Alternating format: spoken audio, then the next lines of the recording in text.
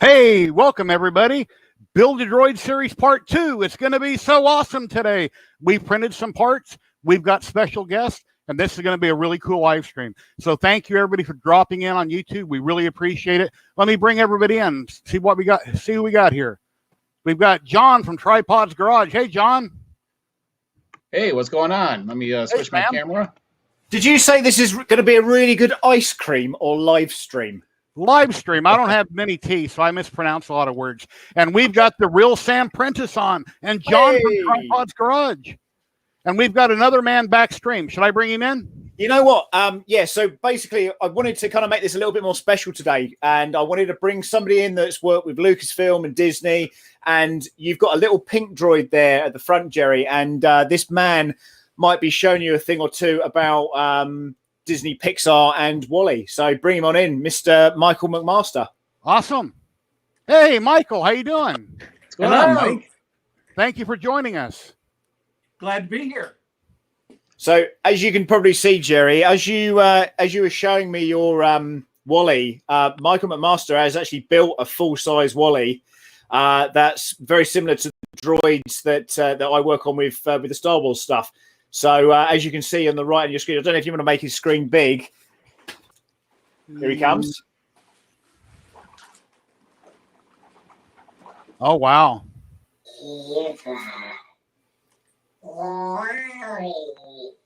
Oh, that's awesome. Wow.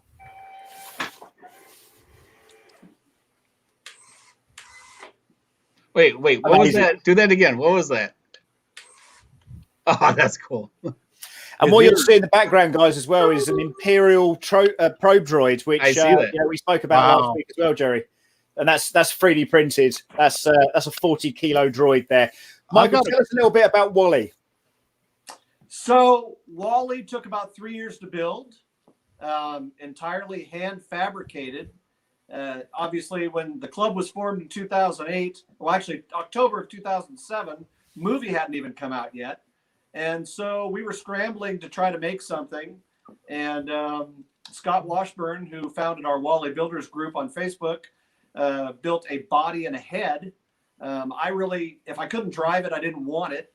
So I set on trying to design treads that looked like the movie version, but worked in the real world since it was animated. And so took me about 18 months to figure that out.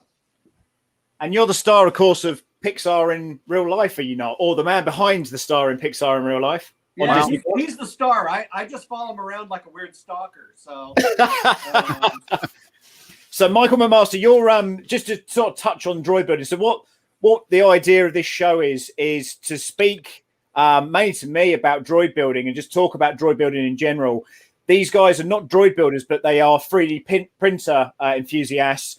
Tripod's got experience with RC cars and things.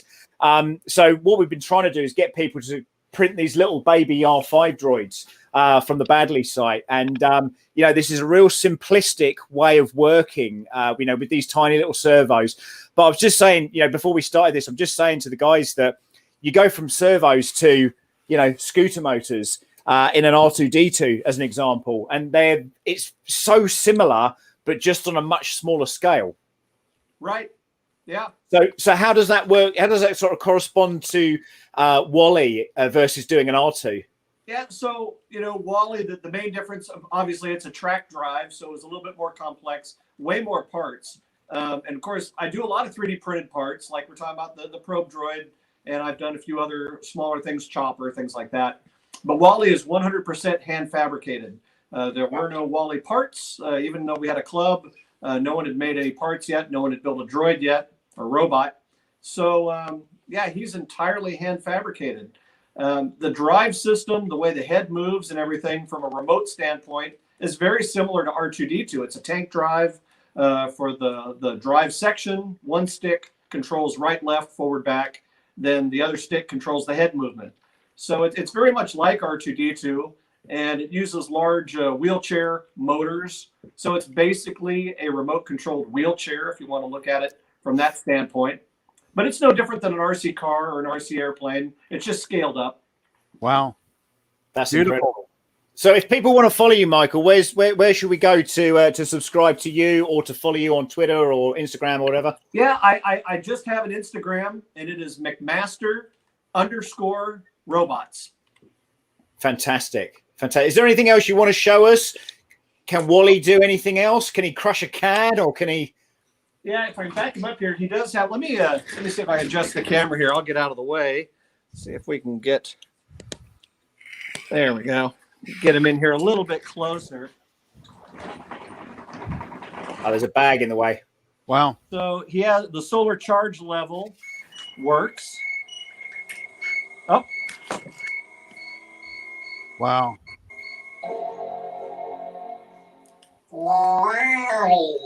Of course, he's very drivable. Currently I can raise and lower an arm. On our Wally Builders group, we've actually developed a whole new mechanism. So the arms will raise and lower. They'll pivot at the elbows. The hands, the wrists rotate. The fingers will articulate. So it'll really be the culmination of my dream of having a completely interactive and animatronic Wally. Of course, his eyebrows. He's got cute little eyebrows. You know, usually when he sees the girls, he'll come up and say, give him a little, you know. I've got a play button. You can play the music. You know, he had music in the movie that he had recorded, so we can put on his.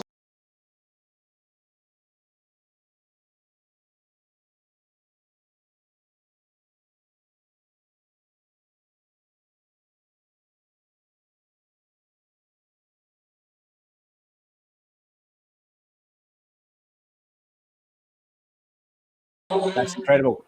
What's always quite interesting about your workshop, Michael, is that I can definitely see an R2 leg there and some R2 skins. And, you know, I don't know if I'm supposed to be seeing that, but hello. There's my ongoing chopper 3D print right here in the center of the screen. Right next to him is, you're seeing the backside of LXR5. And he was in the television series Jedi Temple Challenge. Yep. Which was a kids show that is on Star Wars Kids on channel on YouTube. Amazing. And then I've got a few other things. We've got my mouse droid back there, which was a handmade mouse droid, which is the twin to Cheese, which was the one I built for Lucasfilm for Star Wars show. And Cheese appeared in episode 6 of season 1 of The Mandalorian. He's the little mouse that gets shot. Oh, I didn't know that. I didn't know that. Because also, you know, obviously you build droids for Lucasfilm and Disney. You've also been tested by Adam Savage, right? Right. Yeah, Wally. That's kind of what got us our start. Norm Chan found Wally at a maker fair, and he was still in pieces. And he said, well, when you finish and you get them operating, we'd love to come to your workshop. And at the time, my workshop was this garage, but it was literally just an empty garage, no lights, no electricity. It was more of a hobby. And then through Lucasfilm and Disney, it turned into more than that. And so now we're building things constantly. And we have a lot of, you know, there are a lot of parts back here. You see bodies and legs and domes and things we can't talk about at the moment. But we're all friends here, Michael. Don't worry about that. Yeah. Exactly. Michael, where do you live at, Michael? I live in Central California. Okay. I'm in Las Vegas. Oh, okay. Yeah, you're just due east of us 4 hours. So we're both having pretty decent weather right now, and a lot of the country isn't. It's really amazing here. Yeah, it's for us, you know, February is usually cold and foggy and wet, and it's sunny and 70 degrees. So very unusual for February. That I'm not probe complaining. droid is huge. That probe droid behind you is huge. I have a small one I printed where it's about a foot around in diameter, and that thing is what, like 3 feet across. Yeah, the head, you're really right on. The head's about 3 feet across. The body, which we're printing right now, will be nearly 4 feet across. Wow. And it's going to use approximately 4 rolls, 40 1 kilogram rolls. So it's a big project. Yeah, and this is a Droid Division file, isn't it? Droid Division, Dave Moog did all the work on this, and it is by far, I would say, the most accurate representation of the original Empire Strikes Back Imperial probe droid. Yeah, so that's what we're going to be building up to, guys. Our own probe droids being printed on our 3D printers at home, perhaps. He sent me the files for that, and I just went, oh, man, I don't know if I've got it in me to be sitting there doing what you're doing, dude. But and again, you know, you're printing this. You've got 2 CR10 S5s. I now have 3 as of yesterday, which is stock, right? Yes. Well, it's what it is. It's stock CR10. Other than I did add the 0.8 millimeter nozzle for big parts. And the Y-axis pulley has been enlarged. I went with a 20-tooth pulley, 5 millimeter shaft with that was your recommendation, actually, Sam. Yeah, they always go. They always go. They always go. Yeah, so I'm preemptive on the 2 new ones. But yeah, otherwise I haven't changed the hot ends, the extruders, everything's stock. And knock on wood, knock on PLA, things are still running. So.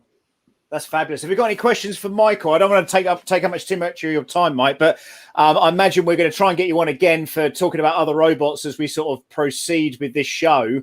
And again, you know, it's quite refreshing for me not to be talking with droid builders. These are kind of novices and people that are just cutting their teeth on it. They've been printing, you know, various models and stuff, and now it's actually getting things moving. And you know, little baby R5s and stuff like that that's come out of Baddeley's group. Is really kind of lighting up the world as I say, you know. So yeah, I love what Michael's doing with the smaller droids because it's made it accessible to everybody.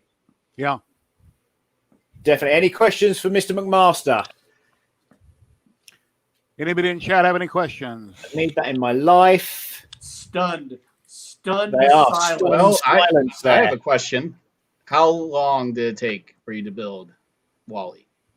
So Wally took about 3.5 years to get it to where you see it now. And then, of course, the development of the new arms and hands are, you know, it's kind of like Disneyland. It's never going to be finished. Yeah. Continue to work on it. That's cool.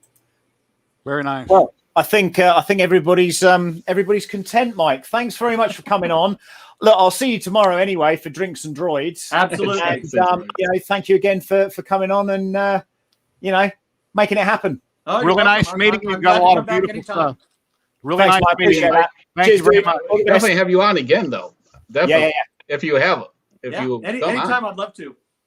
Cool. I love to talk. I'll be sure I start following you. Yeah. Thank you. Thank you very much. Take care, mate. Bye-bye. Bye. He's a great guy, by the way, in person as well. He's just such a nice guy. So really glad to have managed to get him to pop on the stream tonight. But obviously, Jerry, we're here to talk about the baby R5 robots. How are you getting on? Well, let me switch my camera here real quick. And I've got lots of parts printed. I've got parts everywhere. Yeah, so yeah, before let's I'm gonna be just wiring up this battery pack. My brother went through his RC car stuff, so I want to thank him for that because he had some old stuff that he wasn't using. And the battery pack that's mentioned on the build video has this type of, in the last video, has this type of connector. So I'm wiring it where it has the servo connector piggybacked so I can still charge it. So while Jerry is going through the parts, I'm going to just finish the soldering here. So there is other options for this battery pack that already has the servo connector on it. So this is, I'm just making it so I could charge it with this one, which with this charger that came available with it. as well as then being able to use it for the receiver. So I'll put myself on mute, and that's what I'll be doing off on my camera right now. All right. Well, the small body, Sam had mentioned that the little tiny bearings that are for the body that you purchase on the parts list, they wouldn't press in. So as Sam mentioned, I took a soldering iron, I heated up the hole a little bit, and then I pressed 3 bearings in very easily. So I've got those pre-pressed in. I've got the power pack ready to go like Tripod is doing. It wouldn't. Sam messaged me and he goes, had mentioned that the power pack, the plug that was on it wouldn't fit into the receiver. So I rewired that. So I got that taken care of. And wherever you'd like us to start, Sam, just let us know where you want to go. Well, I think, to be honest, guys, I think the best thing to do is probably to start with the feet. And the feet are relatively easy to kind of wire up here. Again, as you can probably see, hopefully on this one here, let me just whip this onto number 4. You might be able to see that. It's really simple. Little bearing gets pressed into here, and these are just servos with PETG wheels. You can use any kind of filament on that. Just make sure that you're putting these. I've got these in slightly 2 different directions. One's at the front, one's at the back. On the sort of caster motors, if you can see there, doesn't really matter. But certainly, if you're setting this up for the first time, it's okay to make mistakes with this stuff. You're not going to really do too much damage to anything. So I would certainly start with probably the feet, getting those motors in there. The other thing that I suggest as well is that if you are printing this, and again, there's these little servo hinges that they put in, or servo holders, should I say. What I've found is if you're using a certain filament that's maybe silky and you try and drive a screw into it, it's going to snap it. So I've done those. I've done the whole droid here in PETG this time with, I think it's called Tamore PETG, which has worked really, really well. And the other thing you just got to work out as well is which way. It's okay to sort of dry fit this stuff. You can kind of mess around with it. So I'll give you an example here. As you're putting the servo in, you want to make sure that you've got enough room for the wheel to go round. Because if you wire it the other way, for example, let me just whip this on the other camera. Yeah, so if you put the wheel on here and you mount it the other way around, of course, it's going to foul on the foot. So you just want to make sure that's taken back a little bit before you add the foot to it. I've got the link there I can share if DeWint, Tim, Marcel, or anyone else is at the point where we are and we're putting it together. If you'd like to drop in on the stream and build with us, I can post the link. But the link is only for those people that are printed the parts out and want to kind of follow along with us. But here's the link if anybody would like it. Yeah, Marcel had to redesign the middle leg to put a skateboard bearing in. But what I will say about the bearing, when I was building this, like you guys, were like, what's these piddly little bearings for? What are we going to use those for? Do they go in the wheels? Do they go here? Do they go there? And the answer was staring us right in the face. And it's on the chamber of the droid, which is here on the main part of the body. That's where those three little bearings go. So it's incredibly simple. And again, this particular one, I had no issue. I will have no issues with putting the bearings in because I dry tested, fitted it already. On this one, I had to heat it up and push it in. So, as I say, there's lots of different options out there. And of course, you can go off, on a tangent with this if you want to, and you can put LED lights in this. You can kind of do whatever you want. It's really up to you. But the bones of it are, you've got a battery, you've got 3 servos, and then you've got a receiver, not too dissimilar to this one. And that's it. Anything else you want to put in there, if you want to get faster servos, if you want to redesign the servos. But Michael's tried to keep this on a budget. So if you're joining up to his site, and you're wanting to think about maybe one day printing a full-size R2-D2, I would say this is a good one to start with. And incidentally, on the live stream that I'm doing on Sunday, where I'm giving away this Neptune 2 printer, quick plug here, Jerry, sorry about that. Michael Baddeley has also donated a set of his files for this as well. So if you fancy trying to win that, all you need to do is just subscribe to the channel and let me know as to why you want this 3D printer. And if you win, I'll ship it to you, and you can crack on and print one of these droids yourself. I'm trying to see which way the servo goes in the foot. Yeah, again, this is part of the dry fitting part, where you've got to kind of work out, does it go in this way or does it go in that way? And again, like I say, if you look on the little mini droid that I've got here, the one wheel is slightly forward and one wheel is slightly back. So actually, when you print these little servo holders, there is a method to it. So just making sure that you put it in the right way. I think I had to mess around with it a few times in order to get it in. But should I press this into the wheel first? You know what? When you push that in, it's going to be loose, and you have to glue that one. Okay. So I pre-glued my wheels. I pre-glued my wheels already, so they're all glued on and ready to go. And again, then all you need to do is just add a screw just into that. So again, it's all relatively simple stuff, guys. You know, it's you can't really go too far wrong with it unless you don't put the wheel on first, like I've just done. All right, so let's see here. These are called, for anyone that's watching, these are called servo horns. Yep. Okay, so these are usually accessories to your servo pack when you get a servo. Now, if we, now my workbench is a little bit of a mess. So when I put this on, I can't remember if the servo gear is on the inside or the outside of, like this. Is it going? I've got mine on the inside. So, okay, so flip it. So you push it downwards. So like that. Yep, that's how I've got it. All right, and you're just using hot glue? I've used super glue on mine. Okay, I'm just gonna use hot glue, and then I can always take it apart if needed. Because at least the hot glue, you could remove. Let me super glue it. Yeah, I'm sure for the people watching at home, this is thrilling. If they haven't got if they're not building one of these right now, 3 guys just trying to glue some stuff together. Amazing. well, I've watched some live streams, and I'm like, well, there went three of my hours. And most of the time I don't want my hours back. That's how I judge a movie. Someone's like, "Oh, did you like the movie?" I said, "Well, I didn't want my time back, so I guess it was okay." So that's fair enough. I'm not going to use those screws because they're a little bit loose in this one, so I'm going to change those up. So what I did is I bought a load of M3, M2, and M4 bolts and screws and stuff, mainly because I wasn't entirely sure what I was going to use, and I've got a lot of spares and bits and pieces as well. So, I can normally find something in a drawer of odds and sods that I've got, which works quite well for little projects like this. So what do you think of that Wally then, Jerry? Do you fancy trying to build one of those? That's awesome. I would love to. You know, I printed statues for 4 years. I need to get into electronics and do other things now.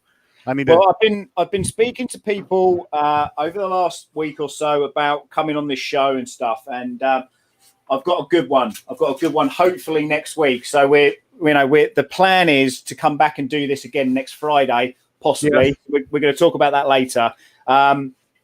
But if I can make something happen there with one particular droid, and hopefully it's not in. I know someone was doing some rebuilds of some stuff. I really want to get him on to talk about his droid build. Marcel, hello. Hey guys. Hey, what's going on? How you doing? Just waiting for some batteries to charge for my little guy here. Yeah, I charged mine. Which way do I put the servo in? It's that. I was facing the other way. Oh yeah, no, that's the other side. So no, see, there's a notch right there. You want it actually on the other foot, mate. Yeah, put it on the other foot first, like on the actual leg. Yeah, that's hot glue. You have to attach the servo holder first. The servo goes in here. Yeah, but you have to attach to the servo holder first. That's so the servo holder is this little bit which is kind of like a U shape.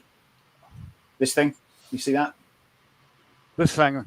Yeah, that's the servo holder. Now again, if you've printed that in PLA, just be really careful when you drive those screws in.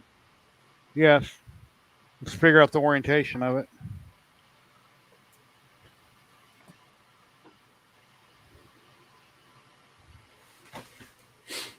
You have the PDF, Jerry?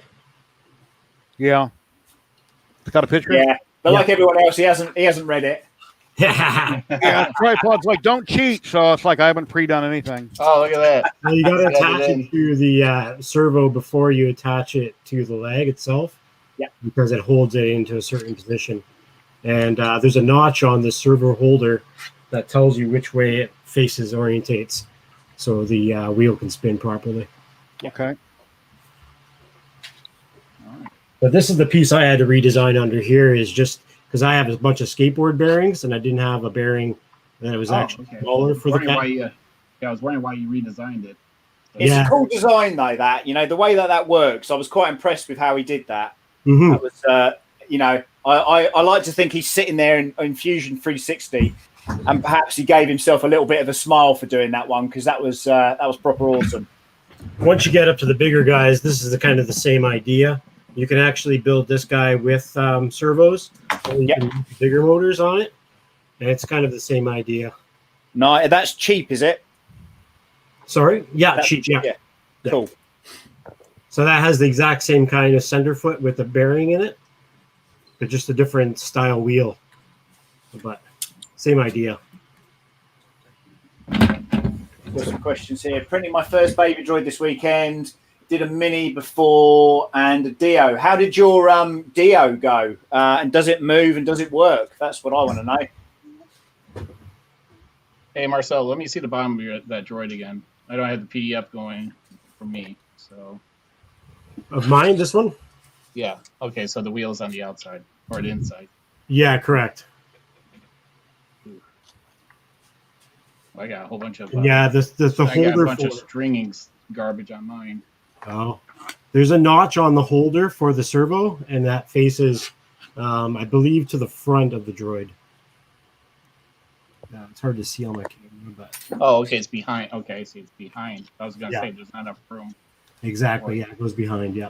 Yeah.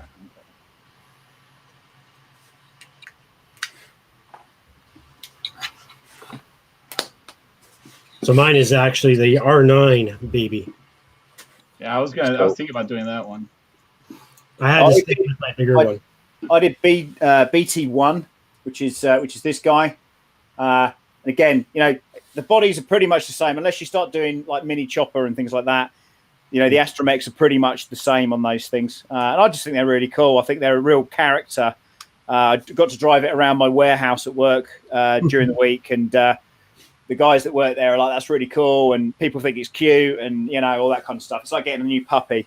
So as long as the dogs that you're taking it to at the park don't try and eat it, I suppose. Okay, I got that screwed in. You good?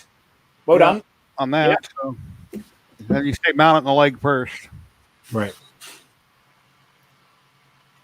Figure out its orientation. You can put the wheel on too as well. Oh, I got to run the cable up inside of it too. Yeah, you'll need to put the wheel on the servo too as well, and Right. your servo horn has to be glued into the wheel. Yeah, I've already got it glued in. Oh, you do? Okay. Yeah, did that a little bit ago. Leo is asking, starting a baby R2 droid at the weekend, R6 and R5. Saying what color in filament are on your R5? Well, this is painted. I've just painted in blue, just because I had some spare blue around, and I think he was kind of loads of different colors. So I just wanted to be, make him so that he was, the same. So that'll screw that in like that then. Well, no, it goes. The other way around. You gotta Mate. turn it. You gotta turn it around. Well- I'm waiting for my other. Well, I got to take the screws out and flip it over on the bracket then. Yep.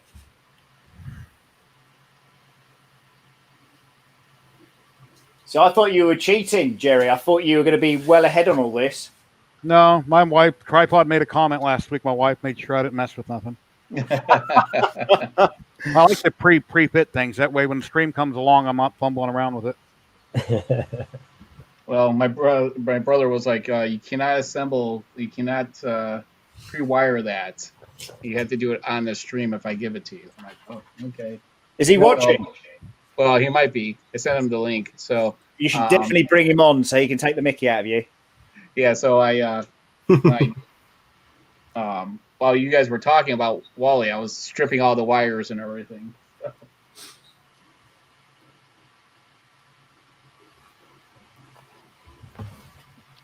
And I'm not paying attention to chat because if I do, I'll never get this done. So anybody has any comments in chat, hopefully one of the other people here can read them, but I can't post them. It worked, but the servos weren't powerful enough. That's a shame. Yeah, I've got a Dio that's I'm still just working out some of the kinks and just getting the weight ratio right. And you know, I had it on the show I think last week when I was moving some stuff around. But I've moved out of the shop or the room, the lounge that I was in before, and I'm setting up base in here now, which is going to be kind of a bit more of a studio to do YouTube stuff and to broadcast droid building and whatnot.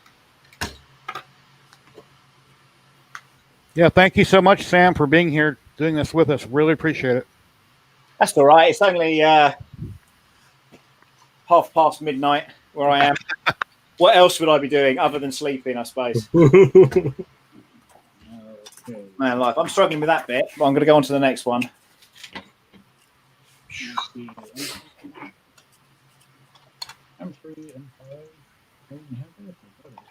Exhilarating stuff, guys. Not you must be thinking.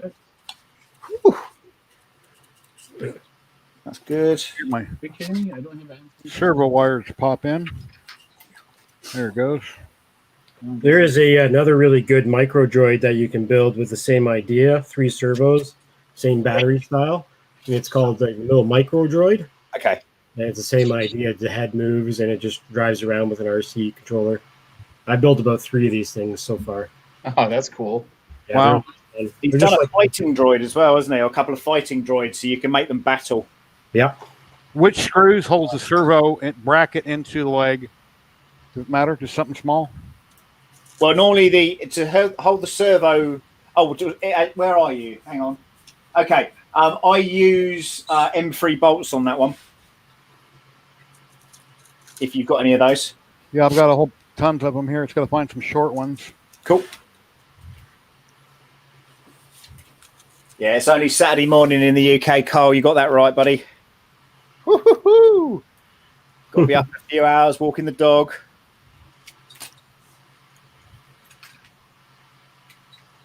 Good golly.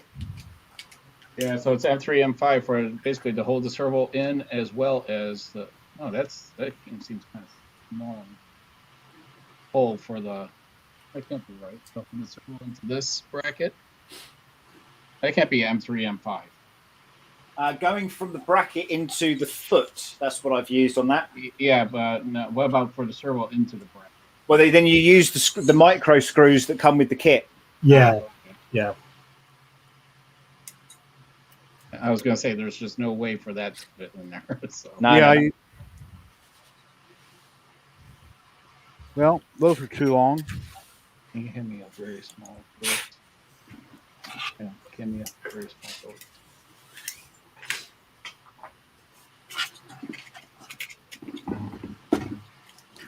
Glad I have an assortment here.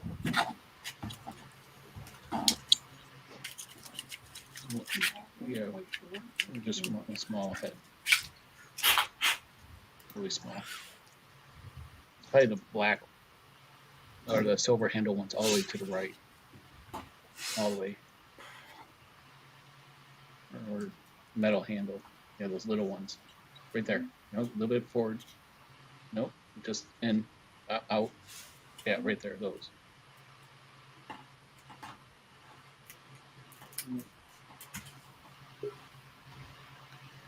And we have another builder popping in. Cool. Mr. Hewitt Tim. Hey, Tim, how you doing? good. How are you? Thank you for joining us. Yeah. Well, I'm kind of caught up with you guys, but I'm having an issue with how to run this wire from the servo. So you run it up through the leg. Yeah. But I'm having a similar issue at the moment with what I'm doing here, and basically I've got a bit of stringing that's happened inside of the. In fact, what camera am I on here? I've got a bit of stringing that's happening inside of here. So as I'm running this up the middle channel, what I'm finding is it's just stopping and it's not being able to be pulled through. Oh, there you go. Look at that. Look, that's movie magic. That is brilliant. Here, Yeah, I've got this one. persevere with it. You know, put a what I call an Allen key. You probably call it something weird because you're American. Oh, so that servo's going the other way. Okay. That looks good to me. I'm going to put my wheel on. Obviously, I can't do it later. I think I've got this. Maybe I've got this servo put on this thing backwards. Does this look about? Well, if you size it up to the leg, you should be able to see where you're at. Here, So- show it again. Yeah, like I'm basically like this. Yeah, that looks all right actually.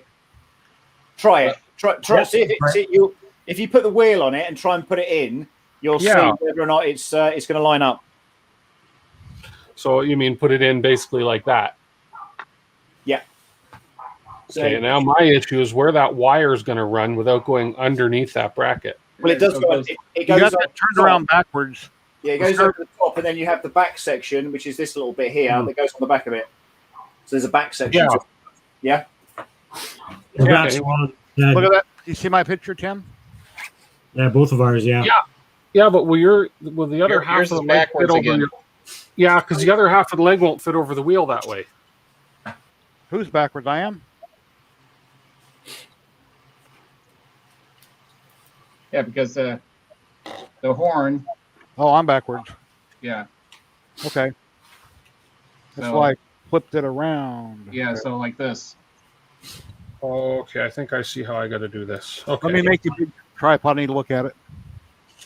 Yeah, I definitely got to insert the wire first and then attach it all together. Okay, so mine's backwards. Okay. Again. Hey, Jerry, yours is backwards. Yeah. Oh, you said it was backwards on the one bracket, so I went in. But you guys are keep on.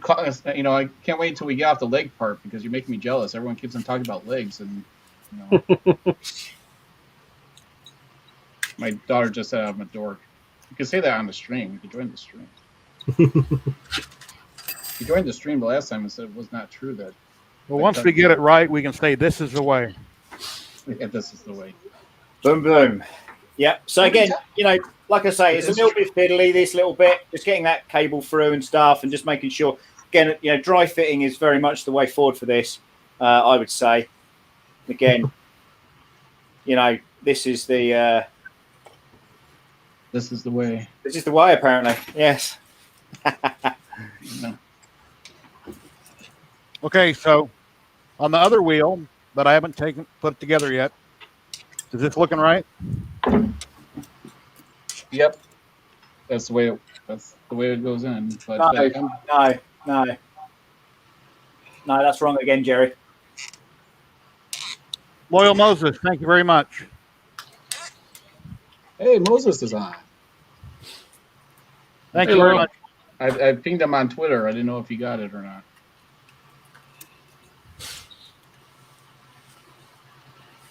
Just the ones just building stuff. Yeah, these M3.5 going into the legs are not very easy to get it to start to stop.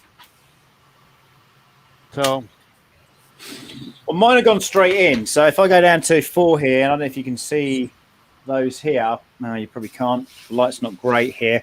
Let me come up to the camera over here. So just on the servos, as I say, on this one, as you can see, here and here are those small screws. Let's try and get the camera to zoom in. Come on. Where are you? Here. Yeah. No, wrong one. Where's he at? Wrong one. Okay, so we've got the 2 screws here, and then I've got the bigger bolts here and here. So those are the M3s that go into the base of the foot. Yeah, it's like the holes for mine is when I'm trying to put the M3.5s in there, it's not liking it. So, the servo Okay, so- here goes towards the rear of the leg, Yep. not towards the front.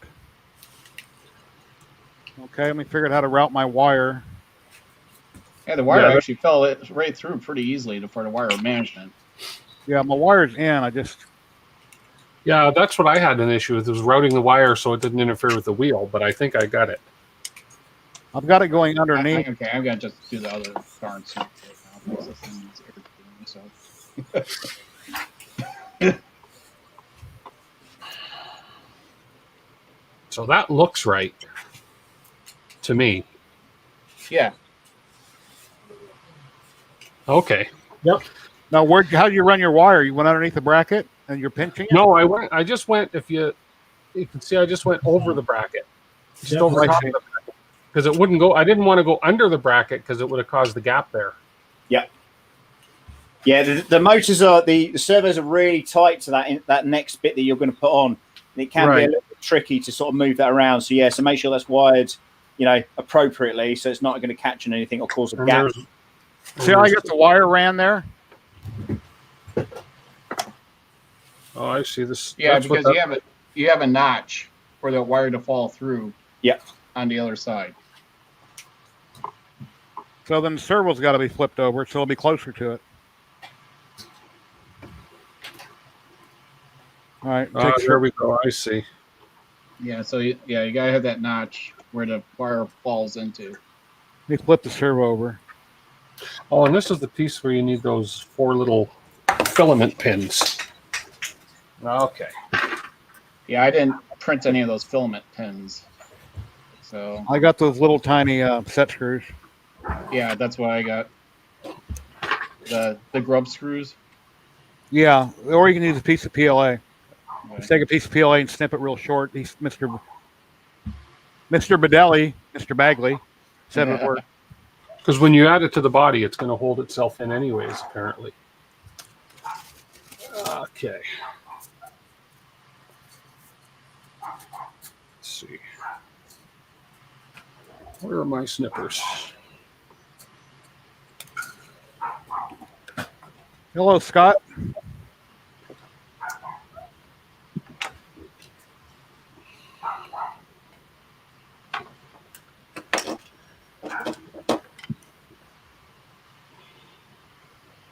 Hopefully everybody is here earlier when Michael was here with Wally. If not, watch this video stream again later.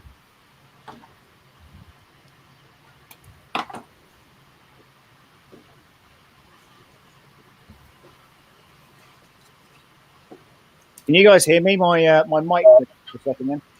Huh? Can you hear me okay? Yep. Loud here. Okay, just for the people at home, just for a bit of fun, please give this video a like if this is not too dissimilar to watching monkeys at the zoo. I'd really appreciate that.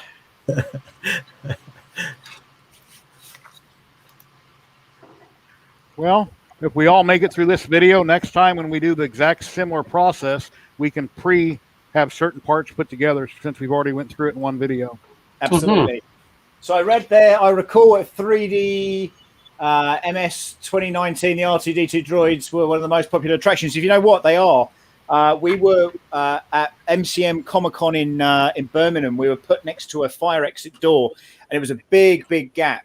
And we blocked it, and there was all kinds of issues because people were trying to see the droids, and people are really, really taken by these things, and they want to see them, and they want to touch them, and they want to. So, with the whole kind of social distancing thing and COVID and all that kind of craziness that's going on, I don't know how that's going to affect those things moving on, but I guess we'll have to wait and see. But, we've not done any proper events for over a year now. So, taking things online and showing stuff online is kind of the new norm, really, I suppose, for the majority of people. Just taking this time to make new droids and try new things and stuff, it's pretty cool.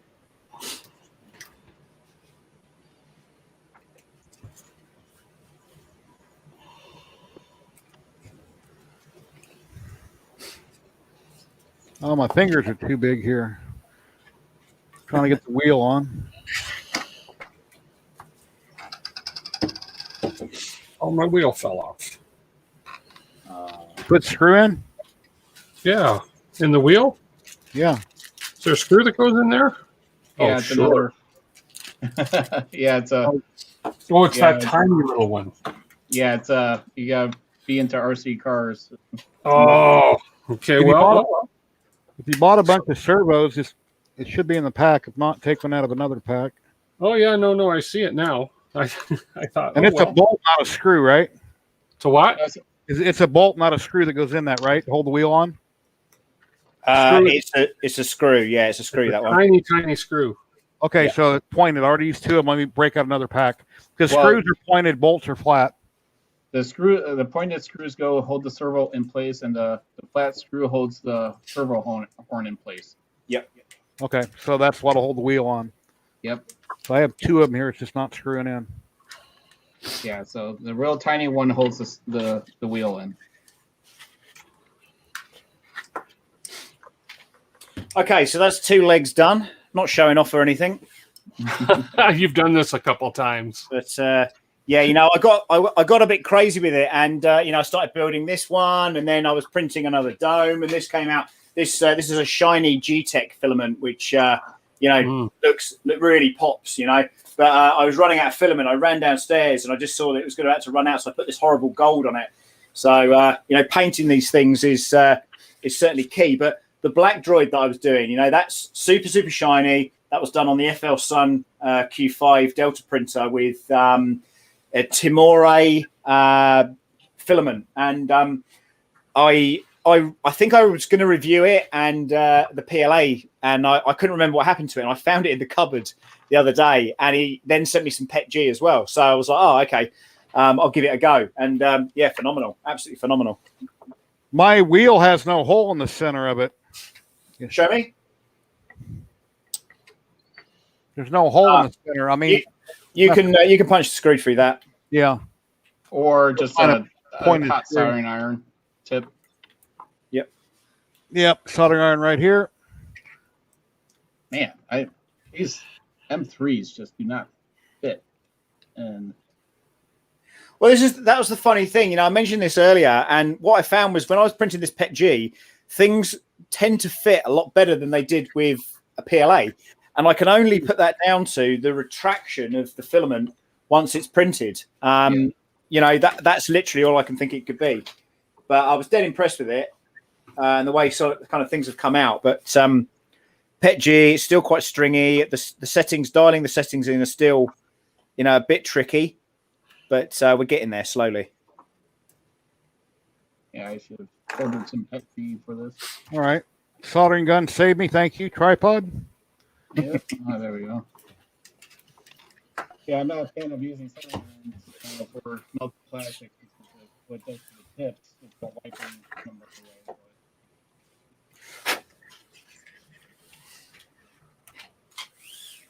But in a pinch, I will do it. So I got enough soldering tips that I could sacrifice All right. one for a project. If I swear on this, it's not my fault. I'll blame Jerry if I swear. I'm willing to bet Michael McMasters still watching, and he's going, look at these guys. What on earth are they doing? I'd have had 2 built by now, he says. Yeah.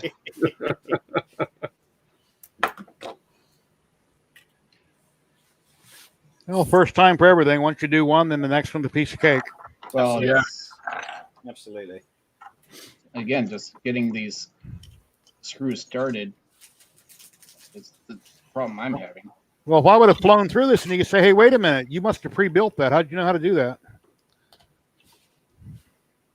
So I say with these bolts, okay, so, there's Jerry had some issues with these earlier, literally popping these bolts in. I've done nothing to it. It's a fresh print, straight in, no messing around. Look at that. Yeah. Yeah, we what we did though, so during our pre-talk here is that we actually melted some of ours ahead of time. So we did do some pre warm up, so to speak, activities here.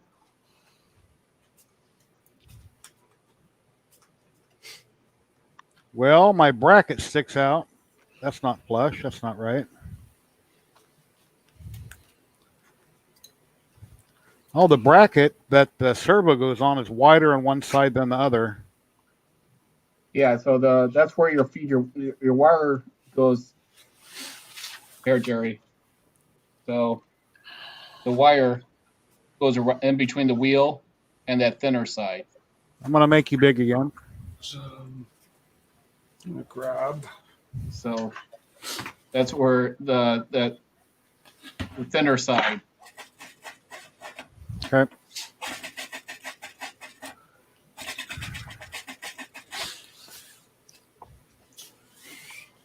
And the thinner side I have to the rear, the bracket. Oh. Okay, I'm going to show confidence. I'm gluing mine on instead of just using the 4 pins. And I'm holding it on with a zip tie until the glue dries. It should dry within like 60 seconds. Are you an engineer? No, no. I just figured I don't have a clamp. What can I use to hold this thing? So, okay, let's start leg 2. I need to open another All circle. right. Self-tapping. Not really, but you got it in there. Okay. There's this one. And Marcel is just like, look at my droid. It's right there.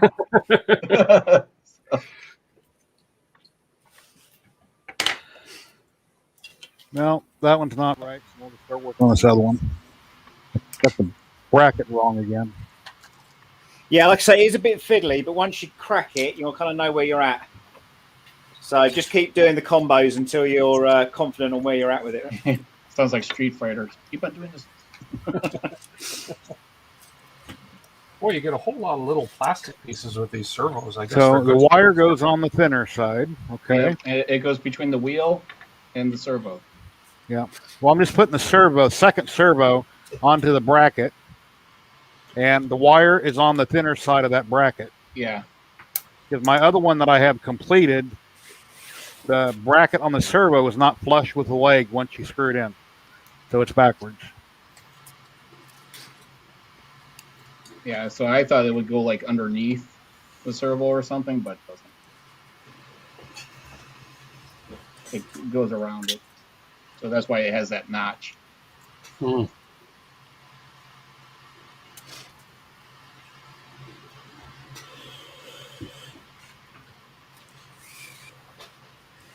And then there was radio silence as everybody was concentrating on their little droids. It's like when you have a family dinner and you know everybody's hungry and the food's good because there's dead quiet. So we have a few people in chat here. Sorry for ignoring you here. Well, the hardest thing we're doing here is the legs, so at least for me. The rest of it's easy. Matt German's on. Hello, Matt. Hope you're well, buddy. Oh, that'll work. No, that won't work. Oh, I see. Round the front. No, that's wrong. Why is that still wrong? I'm mounting a servo on the wrong side.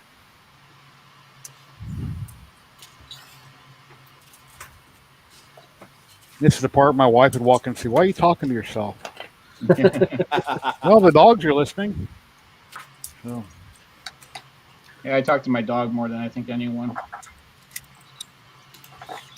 I talk to my dog in a different voice than I talk to people, and I think it's weird, but I think all dog owners do that. Sometimes I talk to him like he talks back to me. I almost sound like Cartman. So My dog talks back to me, but I obviously say the words, and she does it in a French accent. Too cute. There's no reason for it. There's literally no reason for it. all right. Success. Oh, one motor's tilted. Why are you tilted?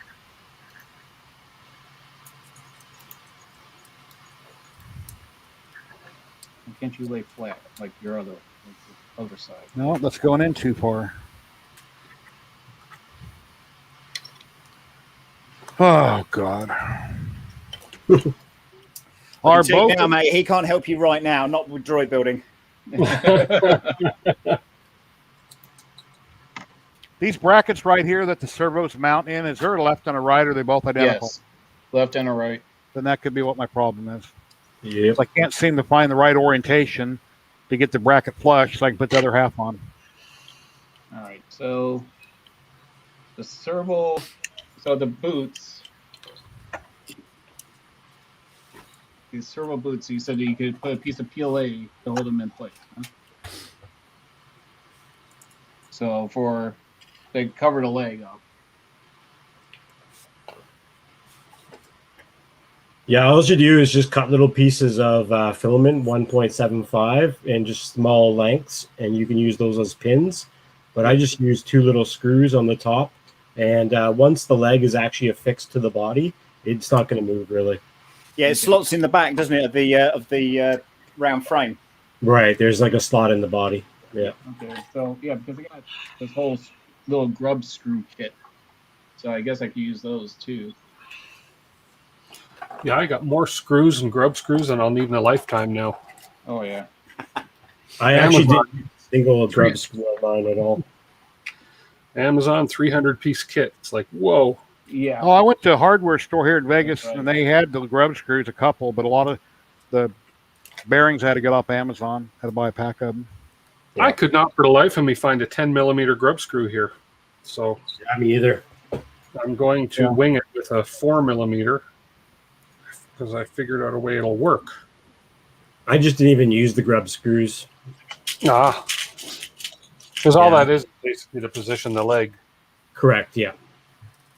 And to hold the gear on the servo for the head. Right. Your But wife is saying that you've got to be patient, Jerry.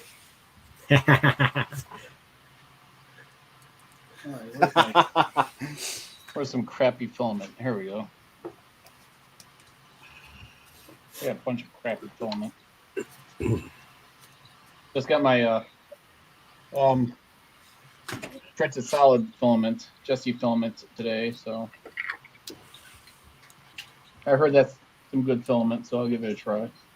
Nice. So all you guys out there watching, when you see the videos where the guy just slaps everything together really quick for the video, and either some of it's already pre-done or he practiced. Yeah. Yeah, well, these things take time, and this is, we're doing it in real time. If we had edited a video together, then, we just would have been cheating, right? So, well, people then realize how long things take to build. that's absolutely right. Absolutely right. Especially if you're brand new to doing electronics and 3D printing. Yeah.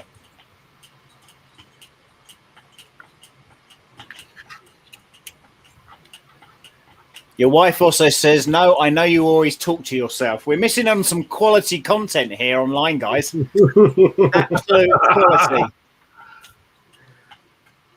I can't find the orientation on this bracket that is flush. Okay, Every time, right. In which case, guys, if we just stop for a second. Okay, Jerry, do you want to make yourself big? Not that way. Let's just have a look at where we're at with Jerry then. And let's just get him over this hump. I keep changing the orientation, and when I go to screw it in, it's sticking out. Well, if you can see it. Oh yeah, okay. So your servo's on The wrong side. wrong side. Yeah. So if where your thumb is, you see where where your finger is, if you swap the servo round to the opposite, yeah, that's it. Yeah. Onto there. So then you get the space then for the wheel. Yeah. Okay. All right, we did it.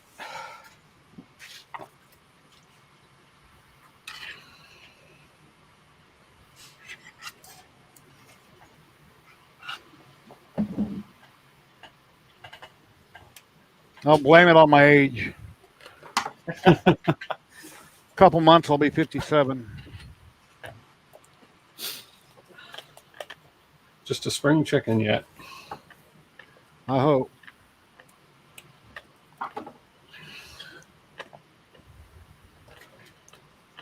Hi there to Travis. Hi there to Altered Proxy. Hi there to Carl, Mr. and Mrs. Diesel, Kenny, HVAC.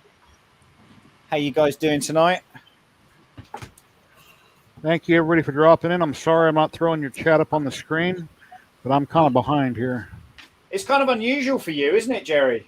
Yeah, I throw everybody on the screen all the time. You're super quick to it all. Yeah, non-fam's on as well. How you doing? It's like watching Blue Peter from back in the day. Do you guys know what Blue Peter is?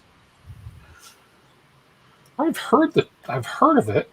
No. It's not a blue film. It's basically a kids TV program that was in the UK, and they used to make things out of fairy liquid bottles and things like that. And if you were successful at making something, whatever it might be, So it wasn't running around in snow naked then or anything like that. no, nothing like that. There was no firemen or hose pipes or anything like that. It was all clean cut. So then you'd get a Blue Peter badge if you were able to do that kind of stuff. And in fact, they did have an R2D2 on the show once, and it ran over the dog's tail, and the dog jumped up in the air. So, Oh, geez. yeah.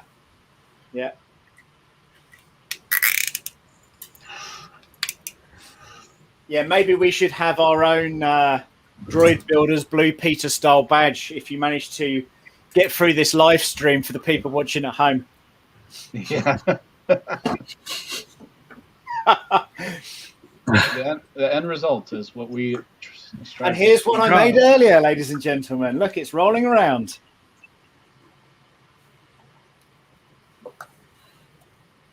All right, so just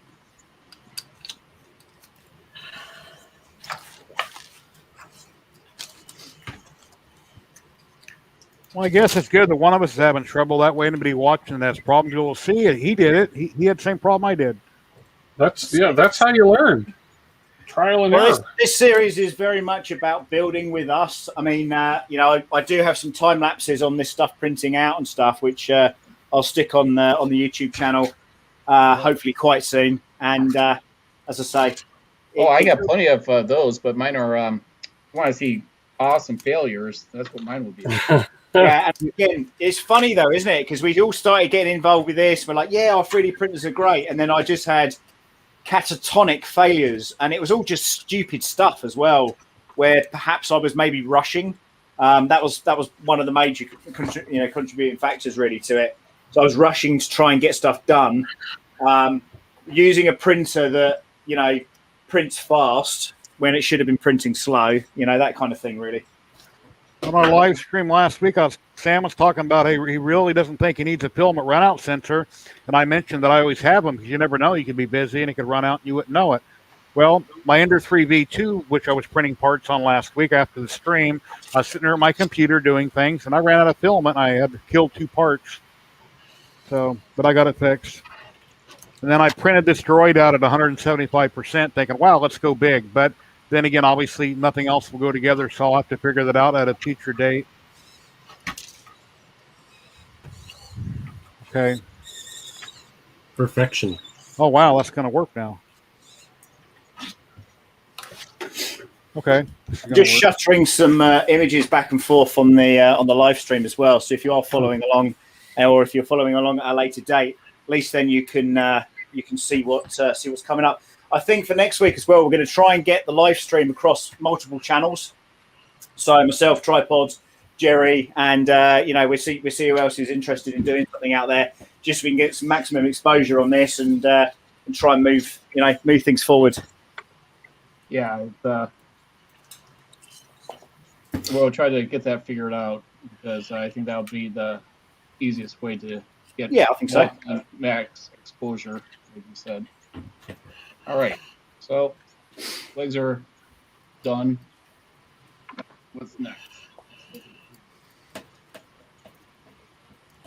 All right, the bottom. So the bottom takes that bearing that Marcus modified his. So these also take grub screws.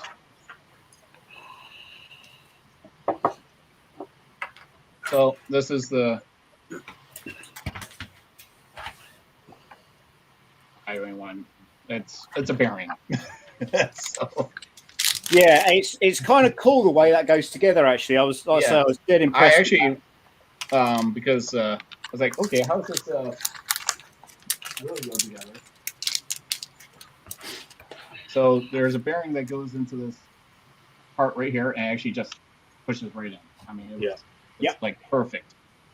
Then this just gets pushed. Gets pushed in the middle of the bearing. Yep. But you didn't put the screw in first, did you? No. Okay. Start again then.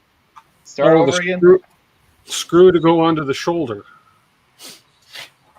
or the elbow. And how does that attach to the body? Is this part here glued to the body? You No, can. You'll put a screw through there and it'll hold it in place. It fits in quite nicely.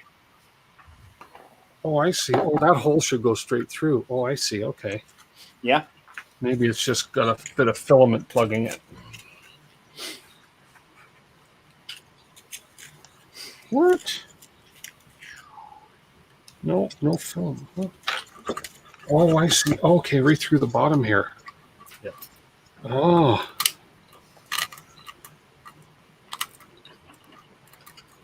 My bridging filament was covering the hole.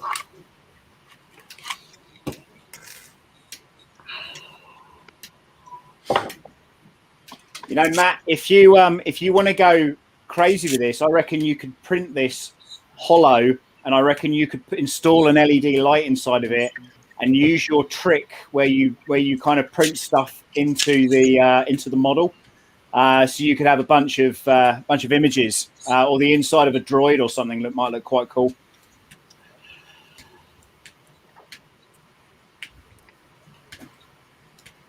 All right, so gotta do the M3 counter, M3 20 countersunk on the top.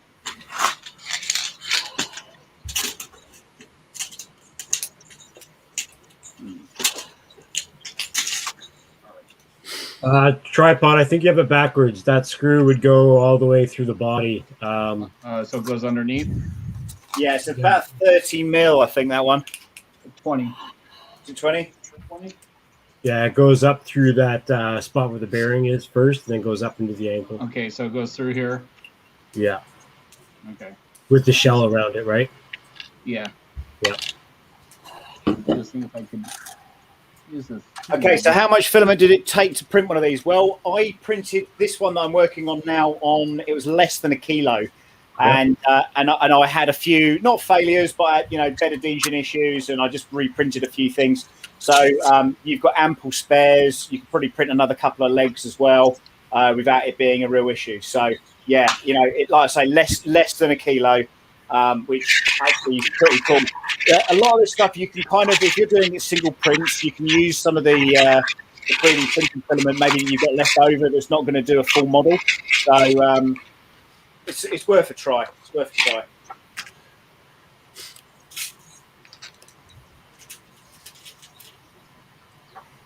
That's too long.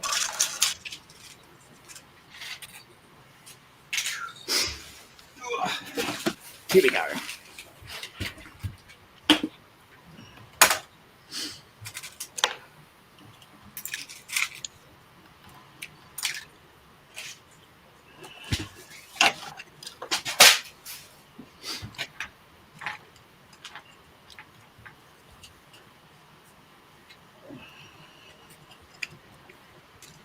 Yeah, I was able to print most of the parts at 100, and then I slowed it down for the smaller parts to 70.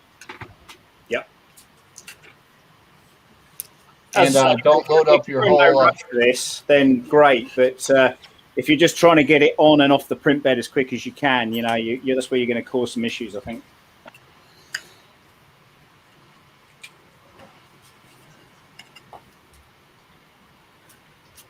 And Marcus confirmed this little lip goes behind it. So Marcel, you did yours in 300 grams. So what did you print in then? A lot less or what? Well, it's pretty hollow, because I wanted to make it LED inside of it, so I printed it 0% infill. Right. So yeah, the head and the body is pretty much 0%. I think the legs are 15%. So it really didn't take much filament at all. That's cool. That's really good. So Michael Baddeley, or how do we know him as, Jerry? What's that? Who do we know Michael Baddeley as? Baddeley. Michael Baddeley. That's what That's right. James from 3D Print and Paint called him Mr. Baddeley. Mr. Baddeley. This is very much a weekend build. Now, obviously, that's going to depend on how many printers you've got and how much time you've got. But it is a kind of weekend build. It's it's pretty cool. And again, it won't take you long to kind of make these things work. So once you get the parts in, I think you can probably safely do this in a weekend. One of my screws holding this bracket in isn't going down, so I'm going to put one of the bolts isn't working, so I'm going to put a screw in it. If that don't work, I'll super glue it. Yeah, I'm going to All right, now I can put the bearing in. There we go. And hopefully this.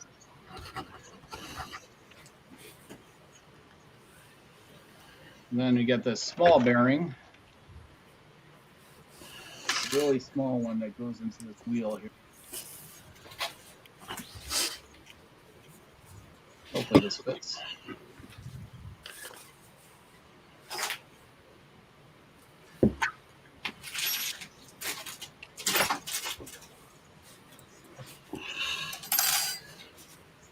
I should resize it. Well, it's a little bit of finesse, but it gets in there.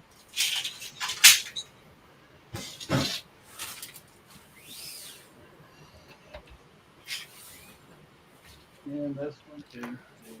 Oh, thank God. Got it. Like one of them, yeah.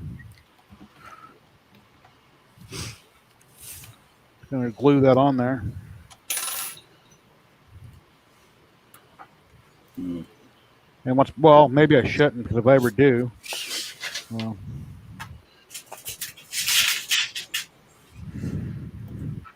you grab a chunk of filament. If I glue it and I have a problem, then I can't take it apart. I have to break it. 10, 3. Let's see. Filament.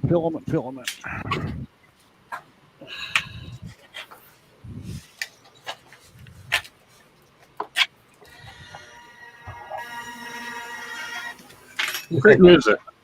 Appropriate. Yeah, I played that at the beginning. No more than 10 seconds. Yep. Oh, is that the rule? Something YouTube? like that. Yeah. Yeah, I was wondering about that when we seen Wally and he's playing some music and thinking, okay, don't go over 10 seconds. But...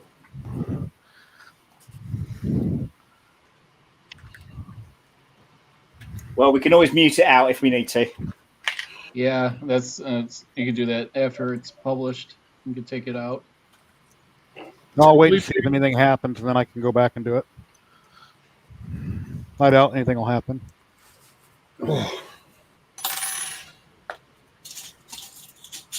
Trying to push a piece of filament in here. Yeah, it's basically just to hold it in place because it doesn't really do much for it. They're not very deep. Yeah. Okay, the wheel. That should work. It's pizza and WandaVision time. I want to watch WandaVision. Take care, Marcus. We'll see you later. See you, Marcus. Hey, Mike, take care, Marcus. He'll be back later, apparently. Hello, TK's 3D. I hope you're well. Hey, TK. Oh, I think I got this right. You know, I tried to print a couple of wheels on a TPU, but it didn't work. My TPU kept jamming. Oh no! Oh, really? But I realized why. The roll was sticky. So as it was trying to pull it through the extruder, it was sticking on the roll, and it was not extruding. So I've had it around a while. Yeah, I've had pretty good luck with running it on my Ender 5 Plus with the Marco Swiss direct drive on it for TPU. I printed mine in TPU, black TPU, and they turned like really awesome. But hate to brag, but I've printed TPU a lot. Oh, okay. They're good settings. I slow it down a lot. Yeah, I did do mine at 30. Right. Oops, I think I got something. That's about the max. All right. Yeah, this I have to trim this caster here because it's a snug fit into this bearing.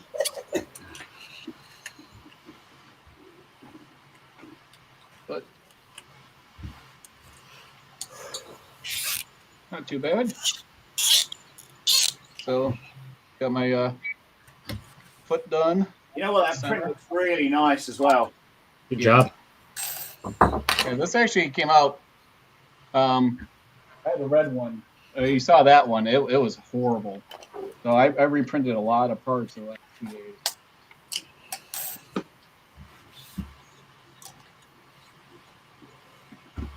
Yeah, this is a part that I almost forgot. I actually printed it just before the stream started. Yeah. I was like, oh, wait a minute.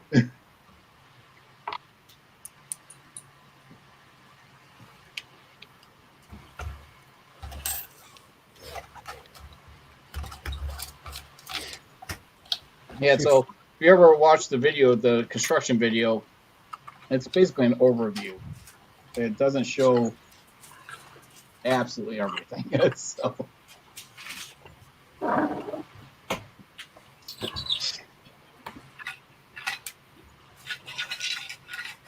Wow. So this doesn't make sense. This, oh, okay. It's another servo horn thing. Yep. Okay.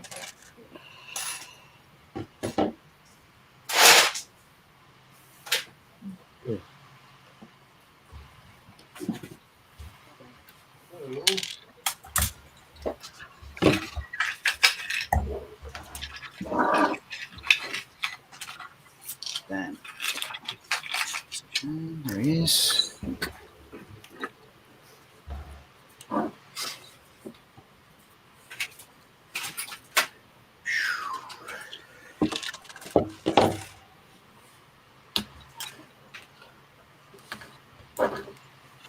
Louie and Dewey, I've heard of them.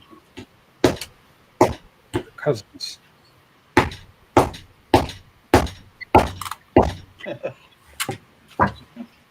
Get in there, you little Yeah, Sam is taking out some aggression over here. A little bit of persuasion. It's a little bit more than a love tap right there. Oh, yeah. And I lost my little speaker over. Try to this.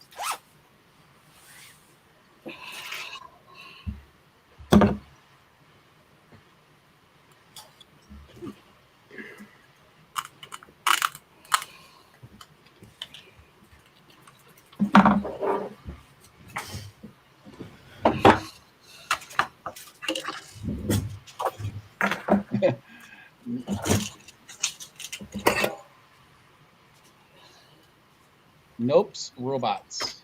Is that noobs and robots? Maybe.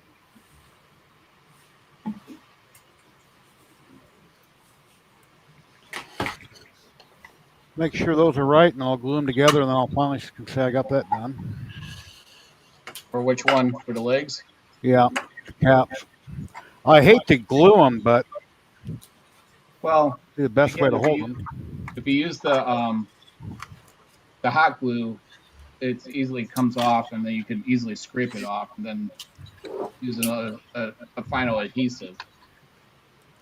Hmm.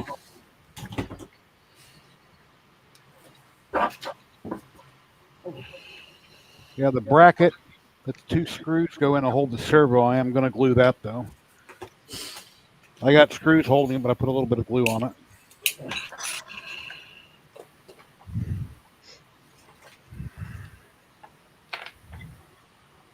All right. Let's see.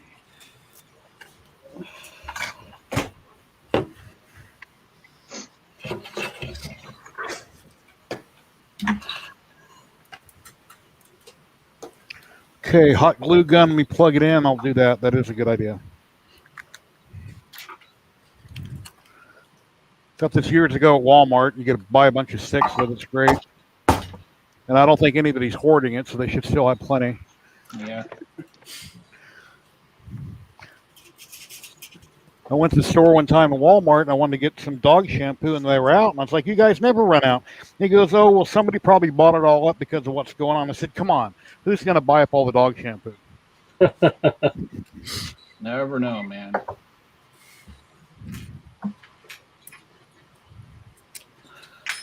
Okay, as soon as that gets hot, then I can glue those on. So them are done.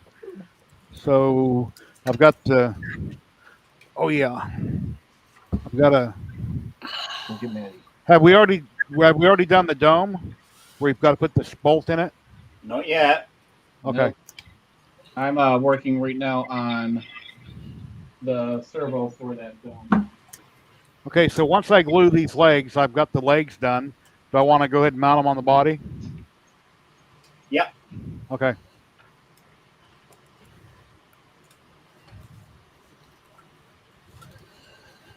I've been taking so long to work on it, and they face towards the rear. Okay, at an angle down. Okay. So that one goes there. It's left and which one's right? Everybody in chat that's watching, thank you very much for joining us. I'm sorry I haven't been throwing up your comments on the screen. I'm kind of like behind everybody here, and I'm trying to get caught up. So I apologize, but I appreciate everybody for coming. Thank you very much. For anybody that's at home building along with us, thank you. And if you have any questions about what you're doing, if you're building along with us, please ask. Yeah, ask Jerry. Yeah. Yeah.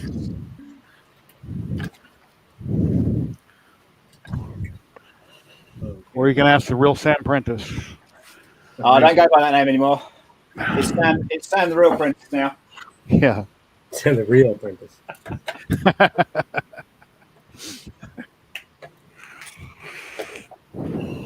Yeah, Sam reposted about this link earlier, about this video earlier, and in the post he put that'll be on Jerry at HP 3D's channel. So I PM'd him and I said, Sam, why is that backwards? And he goes, because I'm the Sam the Real Prentice, because I say his name backwards. So anyway.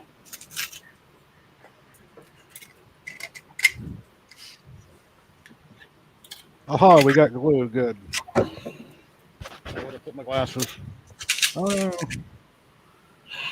here they are.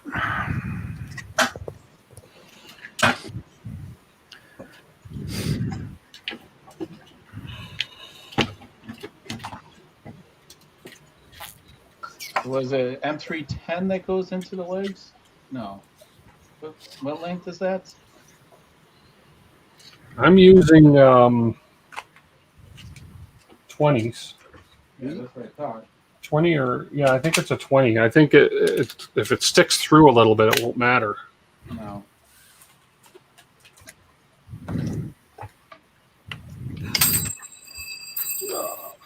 Someone dropped an Allen wrench.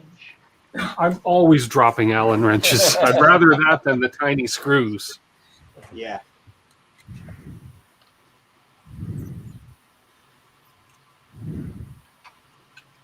It's tense, isn't it? It's really tense, everybody at home. Here, hey, stop it. Alrighty now, those two are glued together. Go lay down. Took me forever, but they're together. Let me unplug the Yeah. that I thing. don't have a hot glue gun. That's something I got to get. Yeah, it's my hot glue gun stick is like coming out of the entry point. So A friend of mine, Tony Chambers, on 3D Model Crowdfund, I asked him about, whenever I used to do all my models all the time, I'd glue them together with super glue, throw them up on Facebook and show off all the pictures. And a lot of times it's hard to paint things when they're completely assembled because you can't get in the nooks and crannies. And he said, well, use a hot glue gun, post the pictures, you can always pull everything back apart and then paint it and then glue it properly. And it's like, well, I never really thought of that. Great idea. Okay, set screw goes in the bottom hole, closest to the square hole, right?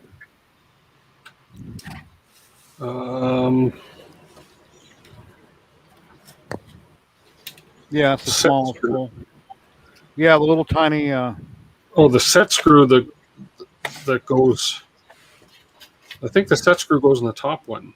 The bottom one is for screwing the leg onto the body.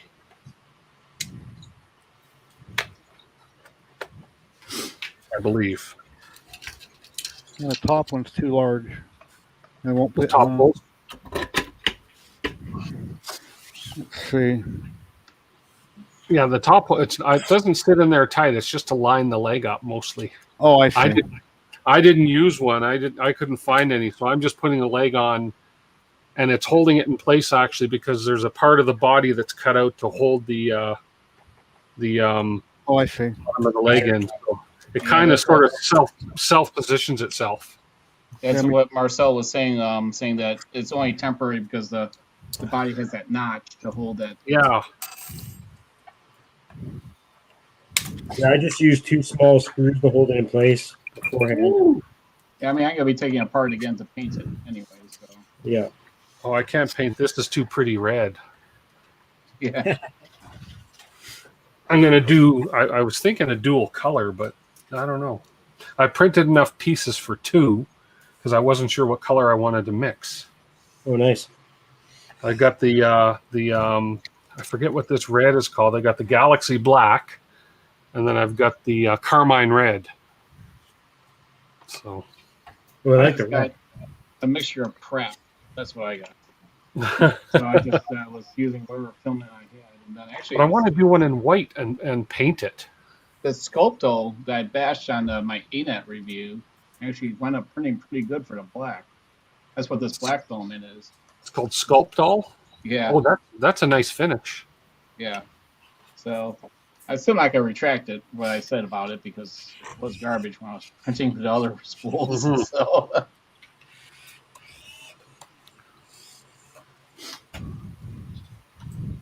All right, we got 26 people watching, 23 likes.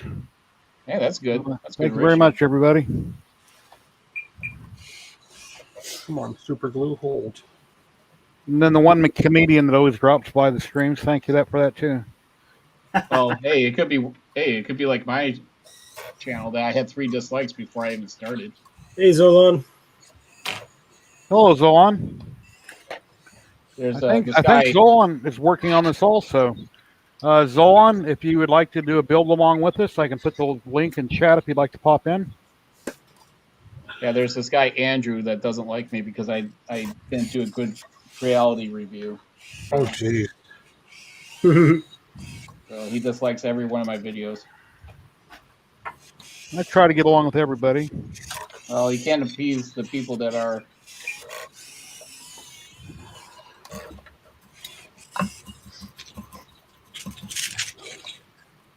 I gave up my printers for being evil with the temp changes. Yeah, I was fighting that a lot in the garage, and then I finally found the perfect combination where the heater would blow against the side. All right. No, Zolan's having print problems with the weather. Everybody's good. Now we'll get get this in.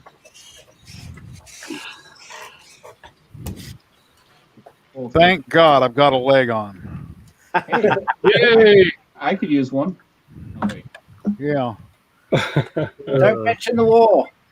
Okay, so I got to put this center leg on. Yeah, my wife was wondering which if when I talked about you and I've talked about Mad Monkey Jordan, and she got you guys confused. And I said no, they both have the leg missing. Yeah. M310. Yeah. Seems like the middle leg. Oh, that's gonna suck to get through.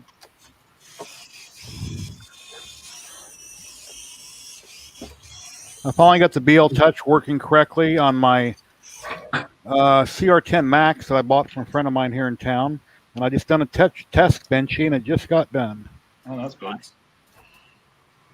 Didn't you say that you never printed a Benchy? I said it took me like 3 years. I've got 4 or 5 of them now, but yeah, for the longest time I didn't. And then a lot of people print temp towers. I've never done a temp tower ever. I've never done one. I've never done one either. I usually just print at 210. Everything's fine.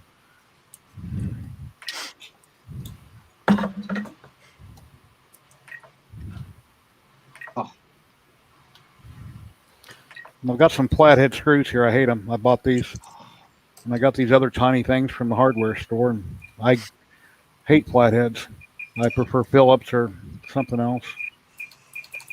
Come on, get in there. Oh, that center leg. Can't take that. Oh, the center leg takes a grub screw. Okay.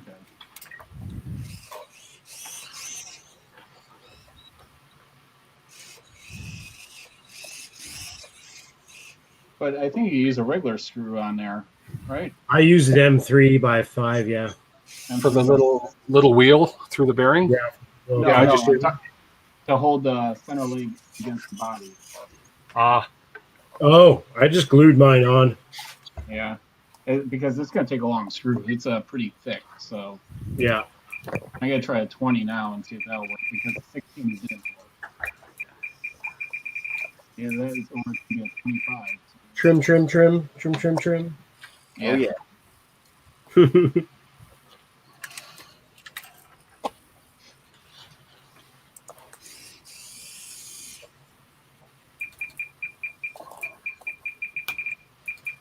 You still with us, Sam? Hey, he's Oh, yeah. playing. He already has this together. Oh, he's still there. Okay. I'm still here, dude. I'm still here. No, I wasn't looking up. I hadn't heard you. Probably thinking, God, what I get myself into.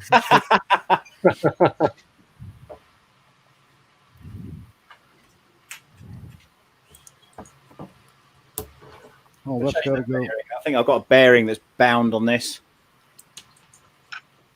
Oh, there we go. Yeah. So M20 will go the distance on that. So I actually wired a little switch onto mine as well. I put a little hole in the back end of him so I can have an on-off switch.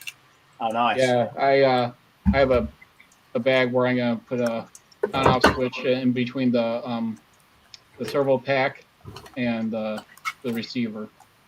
Nice. Is that what you did?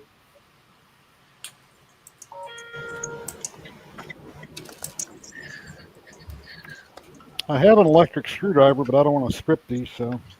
Yeah, I actually had one charged, but yeah, it's not powerful enough for doing this. Mine's a Black & Decker. Yeah, this is just a little guy right here, a little skill. Oh, yeah, that's what I got. Does it straighten out? Yeah, it goes straight or like a gun? Okay.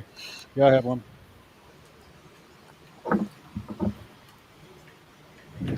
Alrighty, that's done. Now we can do the front leg, right? Have we done the front leg here? Oh, I haven't put the servo. Have we done the servo inside for the head? Yeah, well, yeah, I'm mounting all the legs first, and then I'm doing that. Okay. Yeah, I'm looking at the servo inside. I just don't know which way this piece goes up. So it's a you'll notice when you put the gear on, it fits only a certain way. Mm. So here, let me. I already have it mounted. Oh, I see. Okay, so it's the opening that goes up Yeah. on the piece. Okay. So if you put your gear on, you can see it only goes on one way. Right. Okay.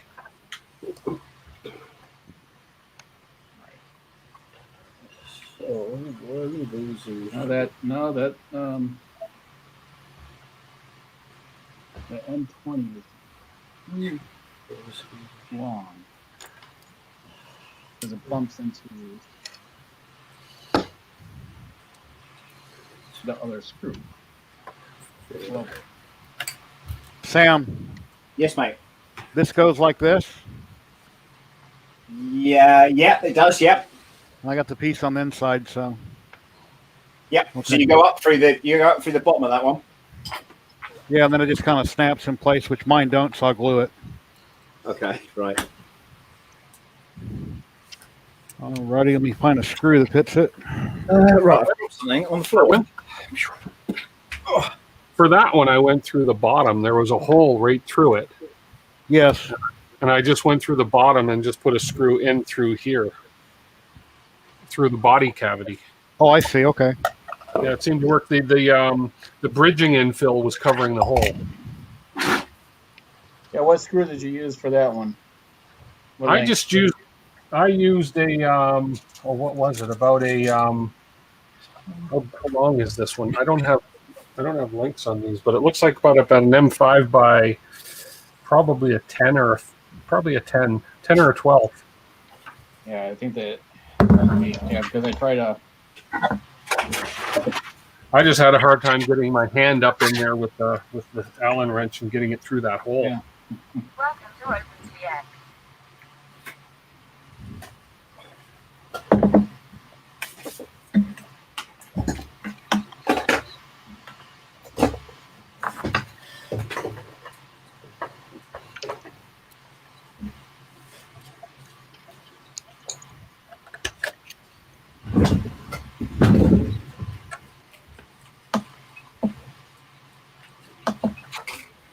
So I've got some issues with this bloody bearing at the moment. It's just not going in that front wheel. Really? Yeah, I didn't really have any problems with mine. I had a problem with it, like going through the caster going through it. It's a really tight fit, but it's in there. Yeah, it's weird.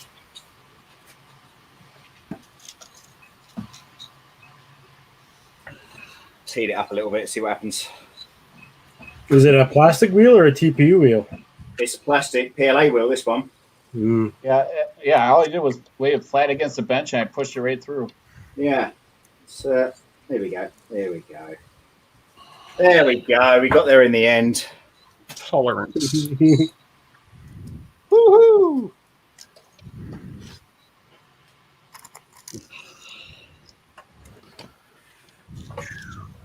Yeah, M316 works for the center leg. Oh, does it? Yep. Okay, good. Okay, that's one I'm just grabbing. Yeah, looks like it'll be long enough.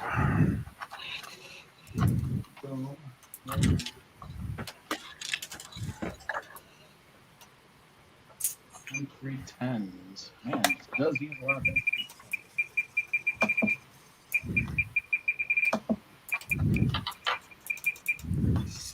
You are in the wrong place. You are okay, man. All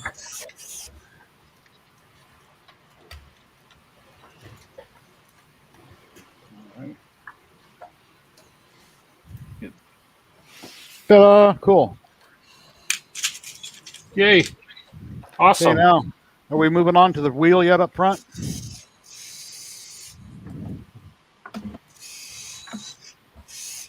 Mr. Prentice. Sorry, I've finished. What? Oh, the front wheel. What are we doing here on the front wheel? What are we doing? Make the screen big, dude, so I can see what you're doing. Okay, let me move me around. Where am I at? Okay. So the tiny little front wheel needs a bearing to be pushed into it. One of those little bearings. Okay.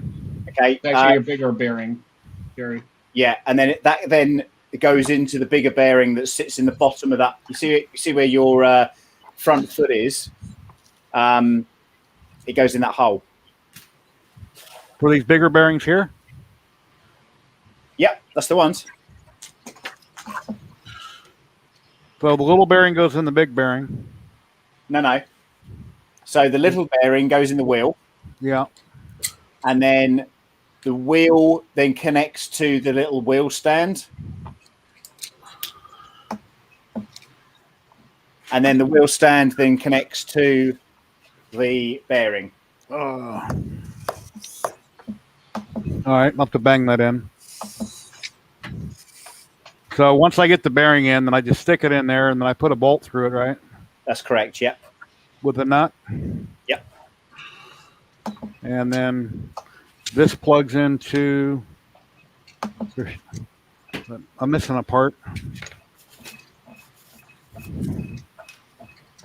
What does that the wheel plug into? The wheel plugs into the big bearing. Oh, I see. The big bearing pops in the hole. Okay, yeah. It pops in the hole. All right. Yeah, a lot of times I hear people talk and I'm not listening when I'm thinking about something. My wife has a bad problem with me she talks, and when I get done, she's like, what'd I say? It's like, I don't know. That's the ultimate test, Jerry. Yeah. Oh, my wife gets very upset because I can repeat verbatim. Well, you're not listening. I said, no, isn't that? Okay, I pressed it in. That's got to be glued on. That was satisfying. It kind of went right in. Okay, that bolt's too long. Find something with a nut on it. Okay, those holes don't line up for this. Okay.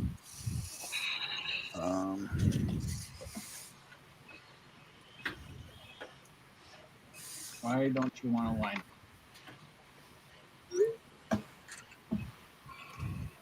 And I have trouble distinguishing voices. Like if she has her TV turned on loud and she's talking to me, a lot of times I can't hear her and I got to keep saying what because there's other noise in the room. I'm having trouble. I don't know why it is, but I have trouble separating it. Oh. Right. Okay, so these are not lining up. What on lighting up? Oh, I'm sorry. Let me get myself back off big screen here. There we go. Sorry. Why are you not lining up? What's not lining up, mate? He's I'm trying to see him. Oh, there we go. Yeah, you might just need to turn it 45 degrees. Yeah, that's fine. Yeah, it kind of squeezes in. I got it. Orientation only goes in one way. Yeah, I posted a bunch of pictures on Twitter the other day of all this stuff and waited 24 hours. And at that time, no one had gave me a heart or like a thumbs up for it. I'm like, wow, I didn't tag anybody in it. Maybe that's why. Oh. I mean, normally you tag a lot of people, and I didn't have everybody's handle or tag or whatever you call it, that symbol. So I guess in the future I'll have to start doing that. I sort of feel like this droid's a little bit too black, and it's just got a red eye. So I think I'm going to have to do something about that. It's quite menacing, isn't it? It's like something you see on Doctor Who. It's going to shoot a laser out at us. It's freaky. I think I'm the only one here that's probably haven't seen one episode of Doctor Who. Really? Oh my goodness. Well, I love all the newer Doctor Who's, not the stuff from 20 years ago, but the modern Doctor Who's are all been good. I love the new stuff. I was at a Comic-Con in Scarborough, and I was sat opposite Davros for breakfast one morning. If you know who that is. So claim to fame there from me. Whee! Speaking of Doctor Who, when I've got this little R2 out of the closet, there's something else I wanted to show you guys. I was at a Comic-Con here in Vegas a long time ago. Let's see, where am I at? And I bought a TARDIS. Oh, very cool. Let's see if it still makes noise. I'd love to build. Well, it makes noise. Does the top light up? It used to. I think the batteries are dead. It makes noise when you open the doors. Batteries must be dead on it. So we got Chewy on. Hello, Chewy. Hope you're well. Got Chad. So long.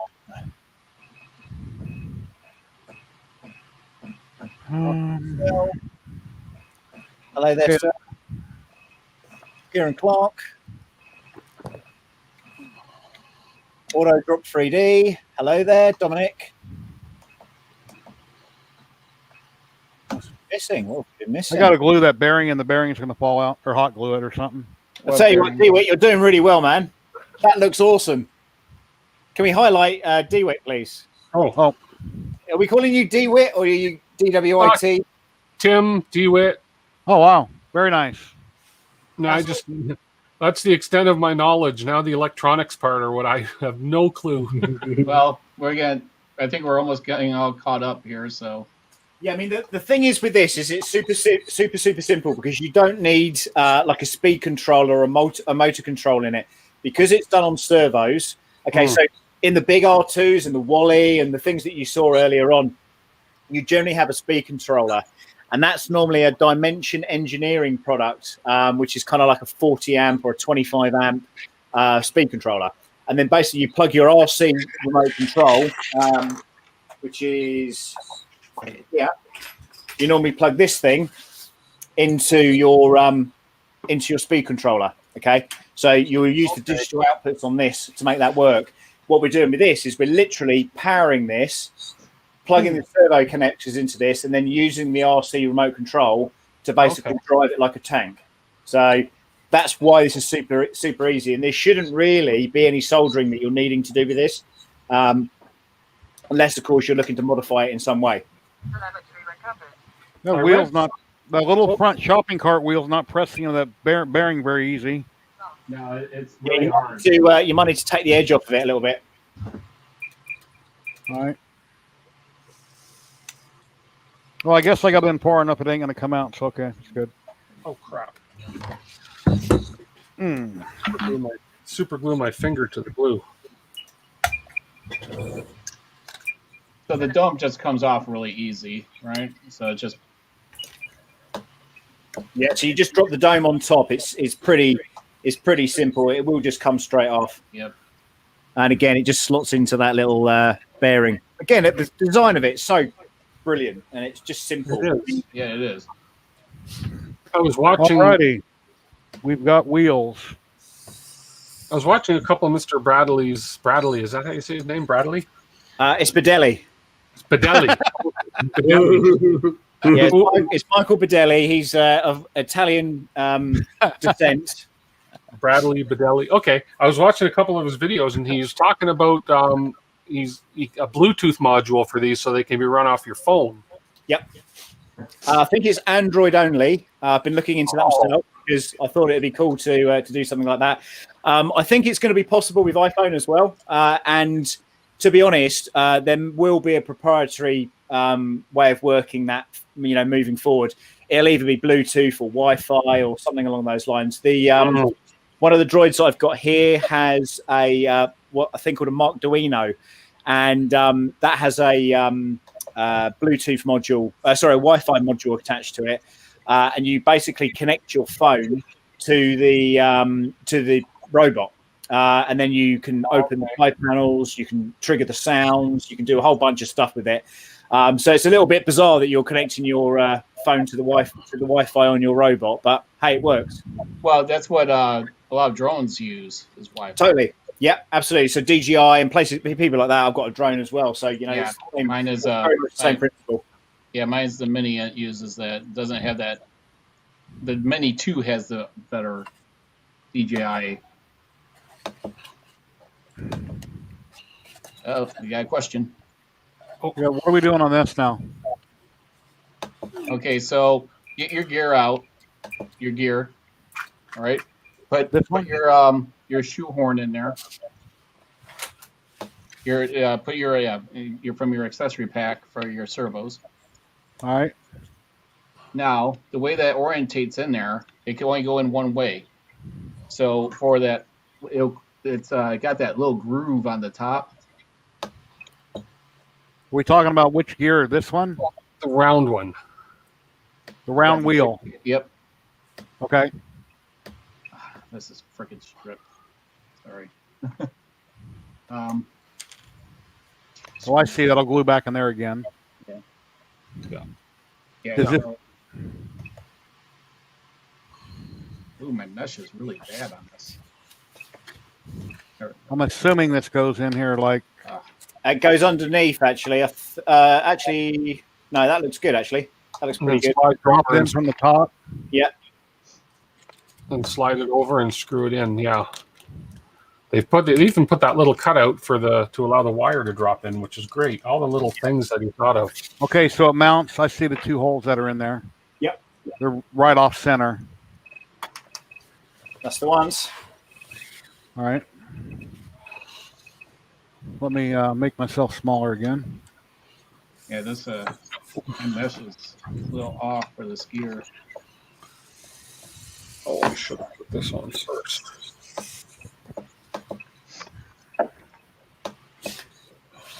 So the other good thing with these droids, as I was saying earlier, guys, once you've got your body printed, if you don't want to continue to keep, messing around with bodies and changing things up and stuff, you can print another dome, and basically just drop it straight onto the other droid. So if you fancy changing it up a little bit,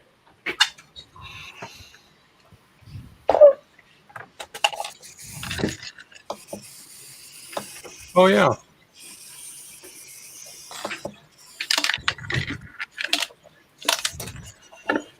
You make it big again, Sam.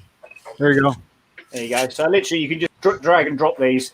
They're interchangeable. When you get into some of the other droids, there's Chopper and the prototype droids and stuff like that. Obviously, you can't do that so much. Although you might be able to. I don't know. I haven't tried it. But as I say, these are pretty generic. So whatever design that you want to go for, I wanted to print something a bit different. So this is BT1, which is the evil droid, part of the Star Wars. I don't even know what part of Star Wars it's in, but yeah, literally it just pops in. The cogs and everything are basically on the bottom of the dome, and you just drop them on straight on top. Again, I can sort of see these things as being like something you might print if you've got grandkids or if you've got kids or something, and just something for Christmas, because they're if you're 3D printing this stuff, it's easy to replace anything that goes on the droid. So if something gets broken, if something gets kicked, if a cog goes, if a servo goes, it's relatively cheap to replace as well. But I was actually quite surprised, guys, on actually how expensive some of these servos were. They weren't super cheap.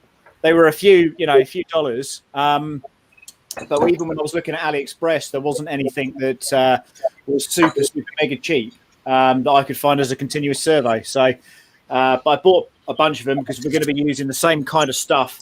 So what you've got there, the extra bearings and the extra screws and stuff, as we go through making these droids, it's going to be kind of the same kind of setup. And again, you've got your RC remote control. If you want to buy another receiver, if you want to use the same receiver and just swap them around in the droids, you can do that as well. Yeah, I believe this one here is like a 6-channel, isn't it? The one I have now. It is, yeah. I mean, I don't know about those particular controllers, but you can set the model, and I imagine it has more than one model on it.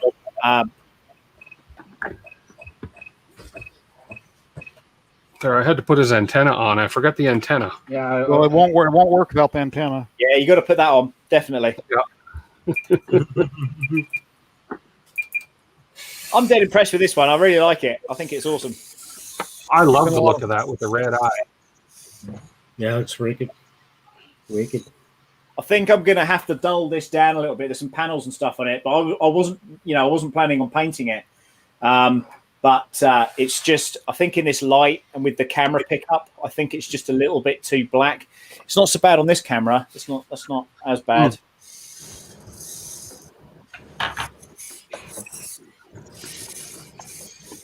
Okay, I'll have to show you guys as well at some point. I built for the Halloween before last. I built a Saw puppet from the film Saw, which is the puppet that's on a push bike, and he cycles along, and he he's creepy as hell. A sock puppet. Do you know the Saw puppet? Saw. I thought Yeah. great movie. Yeah, the Saw puppet from the film Saw. I can't remember its name now. It had a name, didn't it? Oh yes, The tricycle puppet. That's it. Yeah. So it was, and people were coming and knocking on the door, and this thing was being all creepy. And there's a couple. We've got some young children down the road, and they said, "Oh, after you finished your trick or treating, bring your son round." And I was like, "No, that's definitely a puppet." It's they were convinced it was our child. So yeah, weird. Okay, am I good to glue this on? Let me change things here.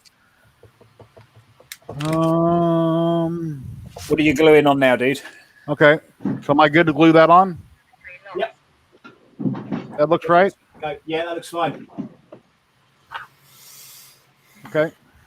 But I tell you what, don't glue it on until the bottom part is on the droid, Okay. because otherwise you won't be able to fit it through. No, it goes inside. Yeah, underneath. Yeah. With the wire running, I don't think it matters which way it runs. Yeah, it does, because I think it's that way. Okay. Oh yeah, I got it turned around wrong. What am I doing? Okay, so with the it'll go on this way or this way. with the curve to your left. Yeah, the curve is to your left-hand side as you look at the droid, and it goes underneath. So Yeah. you've got Okay, the curve is to the left. All right. Yeah. I see. Oh my god, Fine. where are my glue sticks? So, yeah. figure out. Okay, these little screws. I'm going to order a glue gun on Amazon. I gotta say, Tripod, I hope my Neptune 2 review is going to be faster than this live stream. Billy, that was the puppet's name. Yeah, you're right, Billy. Billy, that's Gary, right. Gary T for that one. Yeah, I'll see if I can. I'll pull up a picture or something. I'll see if I can find one and send it over. That's a creepy looking puppet. Wow, now I got to figure out how to get that servo in there. I got it screwed together to the bracket. I got to figure out how to get it down the side. Yeah, It will go. No, it does go. You just if you put it towards the back and you can, there's an angle you can get it in at. All right. Yeah, you do it from the side.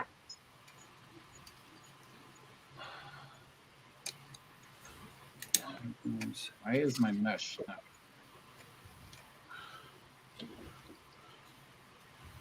This does not want to line up. Might have to take the little wheel back off.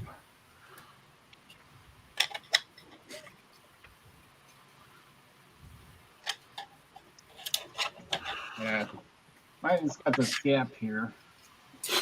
Can you make the screen big for a second, Jerry? I got cut off this. I got this extra filament right here. I'm gonna cut this off. So I've got the little wheel already on there. So Yeah. trying to put it in down here. The servo is hitting. I think it's because that wheel's on there. Almost. No. Yeah, that wheel's hitting. Try at the front, Jerry. See if it'll slot round in the front there. Sort of go wheel first, if you know what I mean.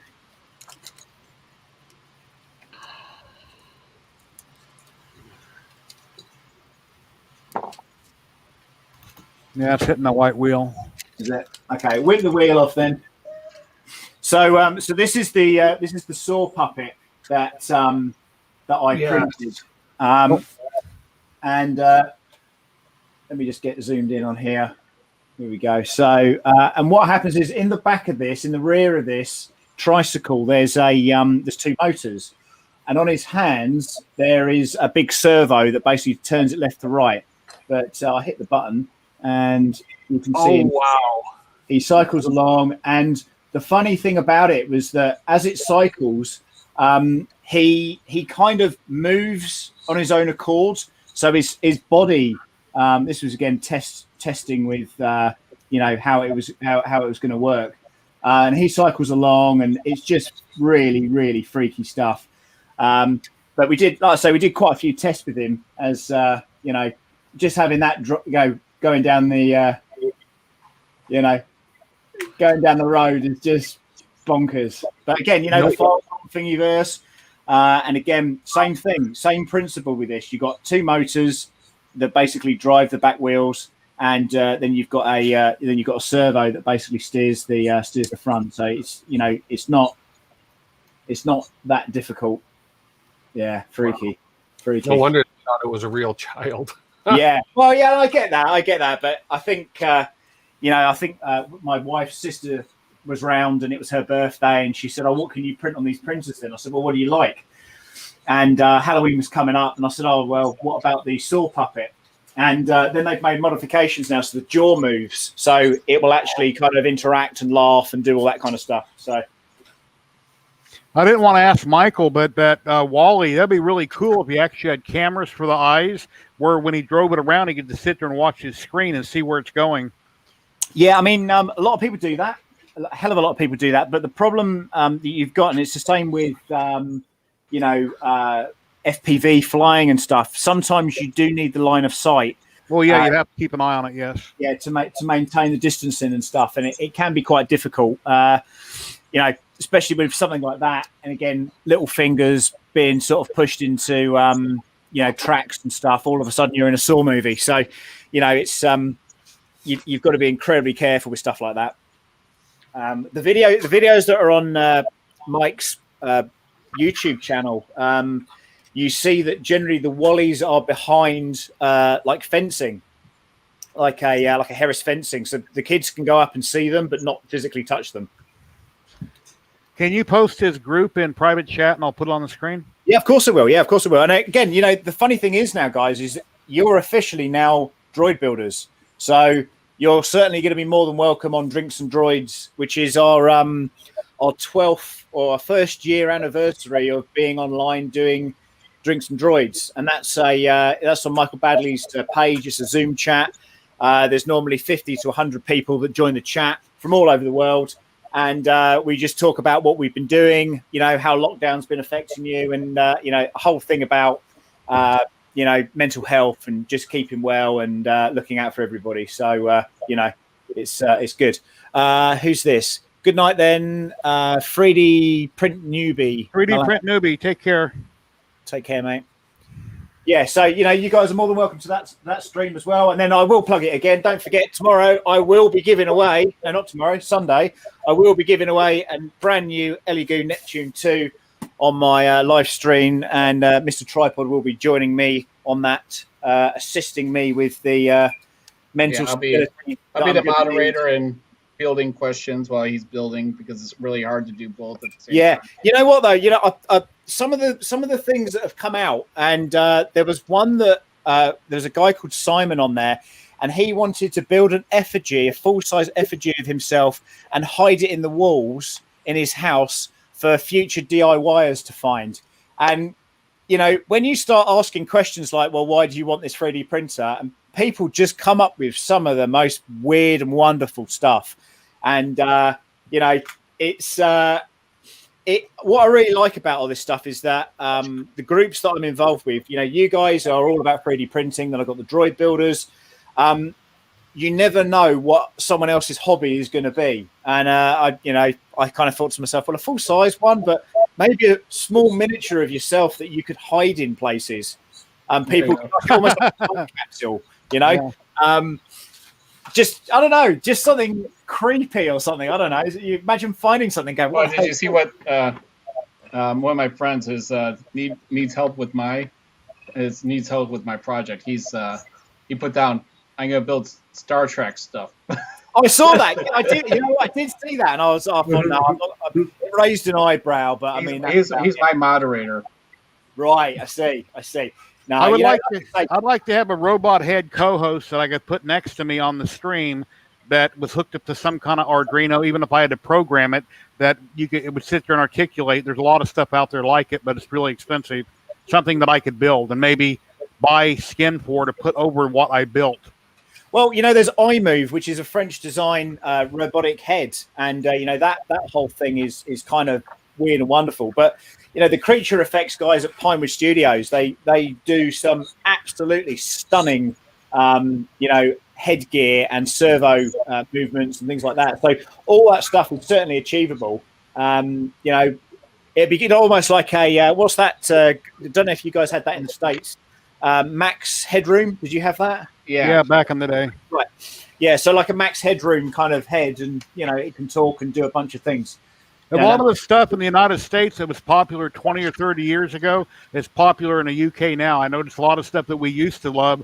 The UK, it seems like that I don't know, they don't know about it at the same time we do. Or something. Yeah, I mean, Max Headroom was the 80s for us, I think. Okay, yeah, same. So it's not on now, but as I say, it's just something. It's that kind of thing. Like I did a C-3PO head a little while ago and had him talking and stuff. And with all these projects, because there's so much time to be invested in them. I mean, this is great because you can just print it, build it when you've got a bit of spare time, or a few late hours at 2 o'clock in the morning UK time. And you're kind of done and you're finished. Whereas if you're doing something that's maybe 3 months worth of printing and it's a massive, absolutely massive robot, and you don't have people pushing you along like we're doing tonight, there's chances are you may never ever finish it. So I've got a load of projects like that. I'm sure most of us have. Oh, yeah. I do. 3D Print Newbie Milan, this is a great stream. I wish I could be printing right now. Yeah, well, come on in. You're welcome to get on it. And we've got another week of this. Again, if you're not up to this stage yet, if you're wondering where to get this, it's Michael Baddeley's Printed Droids is the website for this. He's got a Patreon page.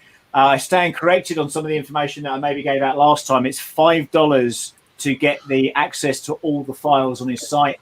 And that includes the mini droids and the full-size R2D2s and, all those kinds of things. All right, And, so I'm ready for the electronics when everyone else is. Okay. I just got to put this screw in, then I can glue this gear on. But yeah, go ahead and do whatever you got to do. Jerry Headroom. I love that. Here up next is the Sam Prentice apprentice. I guess I can glue the gear on now, right, Sam? Yes, sir. Yeah, I Alrighty. accidentally did the bottom. I flipped the gear on those, so I fixed that. I better hot glue it.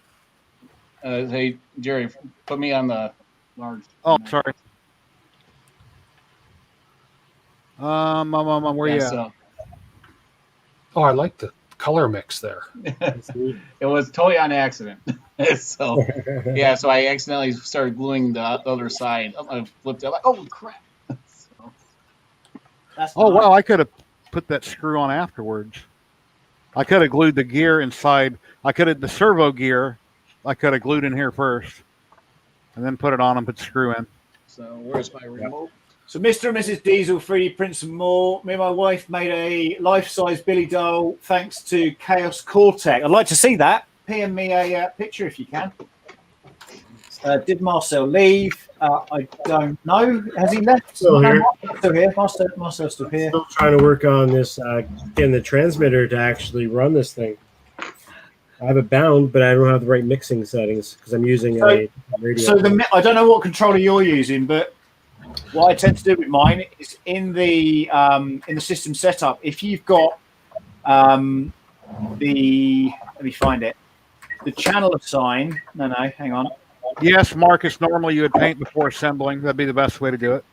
To do what? Marcus asked, don't you normally paint before assembling? Yeah. So this is the assemble first and then paint. So we're gonna come back. We're gonna do like our own little videos of how we painted it, and then we'll just share them on the stream. Yeah. Okay, so if you go in my one, if you go into aircraft type and you change the wing to Evalon or Evalon, Yep. that is where you get your tank drive set up. So that will give you your forward and backwards. It will lead on one. I'll give you your forward, backwards, and left and right. And then of course, on my throttle, what I would call my throttle on the left-hand side.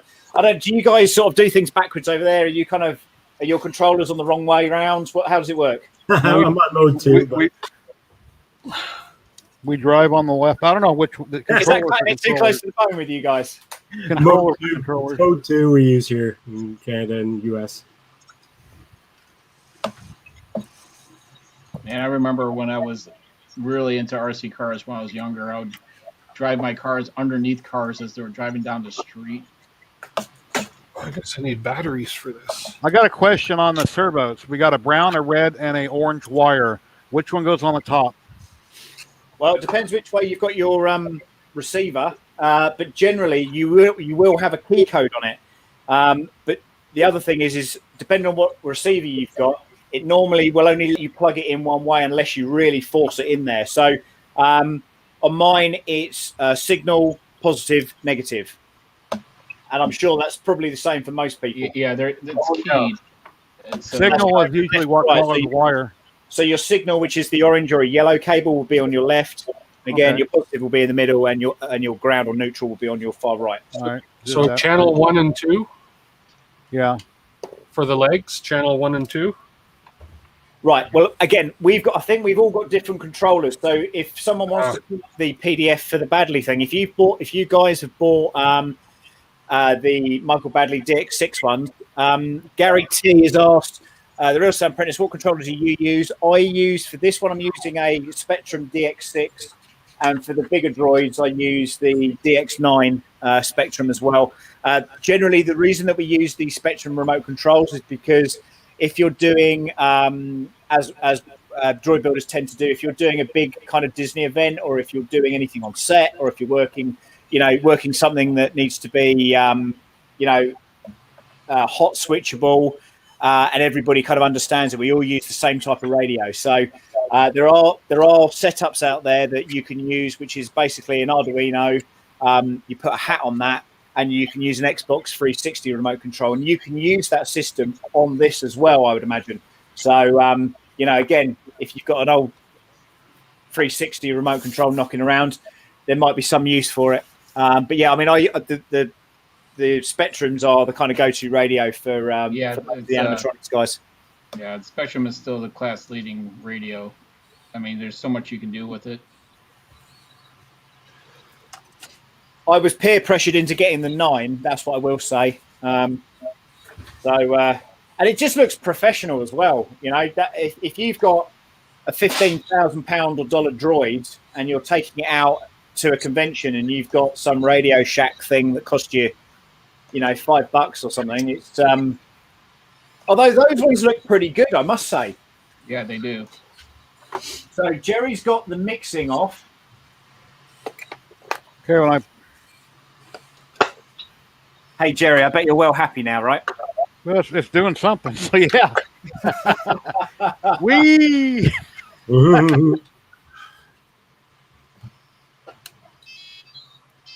3D Makers Hub is back. Welcome back. Okay, as Patreon's Mr. Baddeley's site. And again, yeah, these are Michael Baddeley files. These aren't our files. We're just building them. I'm a member of the group. I'm a committee member for the UK R2 Builders Club. I've done a whole bunch of different stuff with droids over the years. I've been in the game for about 5 years. Again, Jerry did an interview with me a few weeks ago, just basically talking about that and films and other bits and pieces that I've been involved with. So, I'm a droid maker, same as Michael McMasters that you saw earlier with Wally.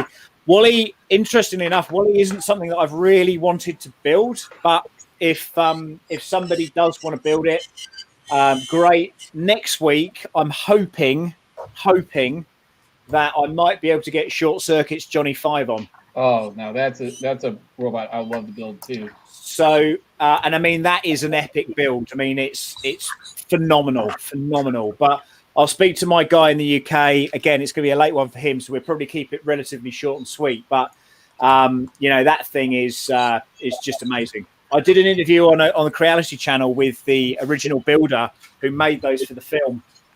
And, of course, Creality didn't really get it, but it's very much a nostalgic, film. Certainly for me, Short Circuit 1 and 2 were just amazing to be able to do. Again, it's these things that get you into this sort of stuff, 3D printing, electronics, robotics. Tim, how you getting on, mate?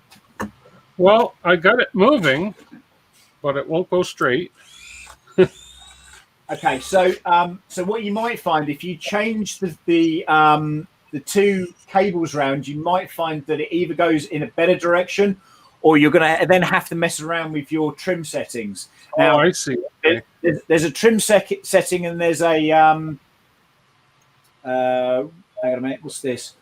Robot Huts Johnny 5 is outstanding. Take all and keep building. Thanks, Zolon. This is a UK-based guy. I think he's one of 2 people that have got it. Got one in the UK, and he met the guys that are involved with the film. So, there's a whole droid building community who deal with Short Circuit stuff. One of them bought the house that Stephanie used to live in, and all that kind of stuff. So it's cool. Is it still going left and right? So if you go far left, does it then go forward? Oh yes. Okay, right. So what you want to, so what the settings are going to be, Tim? You want to make sure that you're able to change in your settings there. There's going to be a mix setting, okay? And obviously you want to get that from when you go left to going up. So right. I haven't got that controller, but in order to do it to mine, I go into a thing where I can set the type up. So it's going to be a bit of setting. Yeah, my controller is making all kinds of weird noises. Oh, there's the trim setting. Yeah, your trim settings, your mixing settings that you're going to want. Place all switches in the up position. And then pull it down, it'll quit making noise. Pull the left one down after it does it, and it'll quit making noise.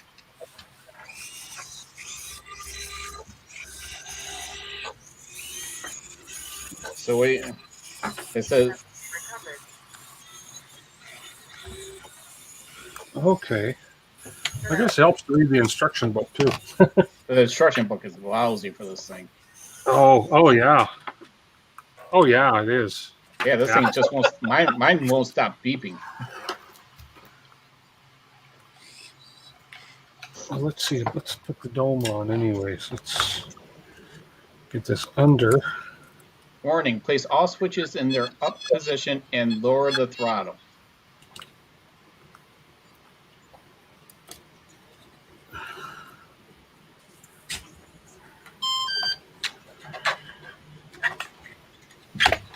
Yeah, I can't get this thing to do anything.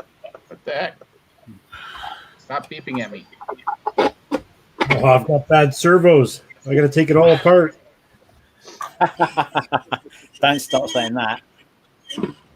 I just plugged in these 2 new servos over here, and they work.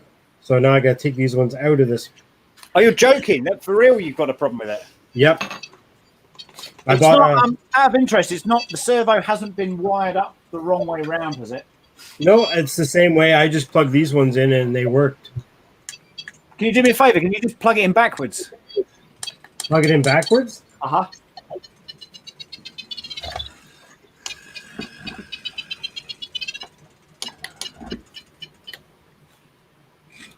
Stupid remote.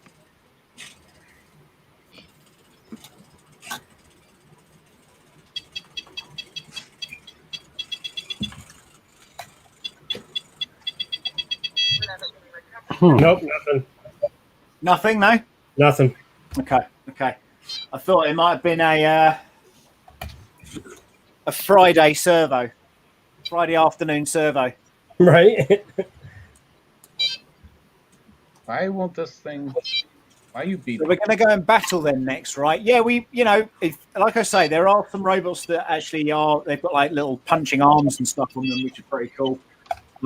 So you never know what we might make next. I think we got some ideas, but we want to keep it simple to start with. Head movement. Hey, well done, Jerry. Nice. Now, what have you got movement-wise? And have you still got the mix settings off? Who, me? Yeah.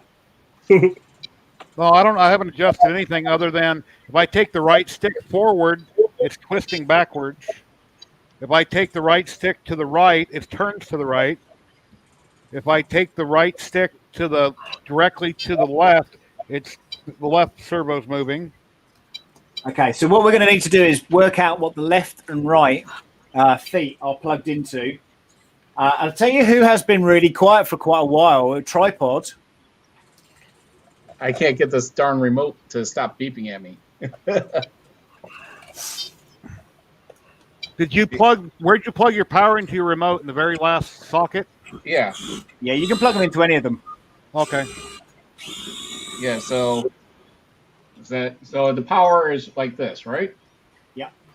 Here, let me make you big. One second. That looks right.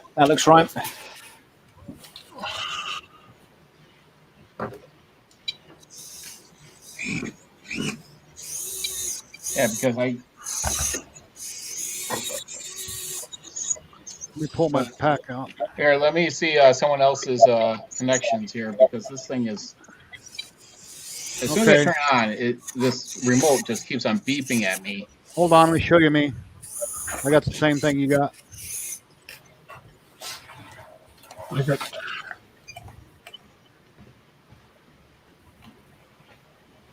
All right, so battery. What's your servo? What's on the top wires for what color? Orange. Well, the color I went was orange on top. In 1, 2, and Okay, so I've got. So I run my one. The left one. The left motor is on aileron. The right one. Sorry. Is on. So what words have you got written on your receiver? PPM/channel 1, channel 2, channel 3, channel 4, and I've got the left leg plugged into channel 1. Wait a minute. Yeah, the left leg is in 1. The right leg is in 2. The center dome is in 3. Okay, And on the PDF document that's on the Dropbox file, there is the very last page. It tells you how to configure that. Because I don't have that same remote control, and I don't know what channels do what on your receiver. All right. And I know you printed it out, Jerry. Okay. Mix 1. Channel 1 drive is the master and channel 2 steer. Yeah. And that'll be on your mix settings. Mix settings. So that's... Yeah, Lewis, these guys are using these cheaper transmitters because we're printing out very, very easy to do droids. This is very basic stuff at this point. You want to know something funny? All these things I've been asking about, which way does this go? Which way does that go? It's on the PDF. It's all broken down in big pictures. So yeah, but we're men. We don't read anything like that. Yeah, I know. Have you ever been to IKEA? Have you built IKEA furniture? No.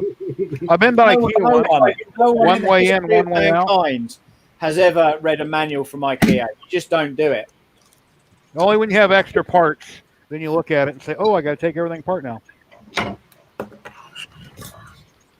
Or when you have bad surveys. Yeah. If I could get this darn transmitter to shut up. Yeah, so I think it's one of the last pages, Jerry. You'll find that how to set up the mixing settings. Electronics. Let's see. For mixing, it's normally channel 1 as a master and channel 2 steer as a slave. Positive mix plus 100, negative mix plus 100, combined with a second mix where channel 2 is a master and channel 1 is a slave, with negative 100 for both positive and negative.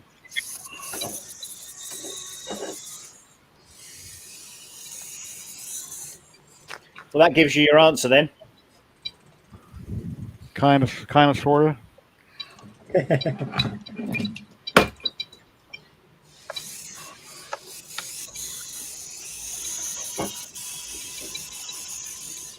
But with an on and off switch, it would be much easier to have one. That way you don't have to pull the head off and pull the battery pack out.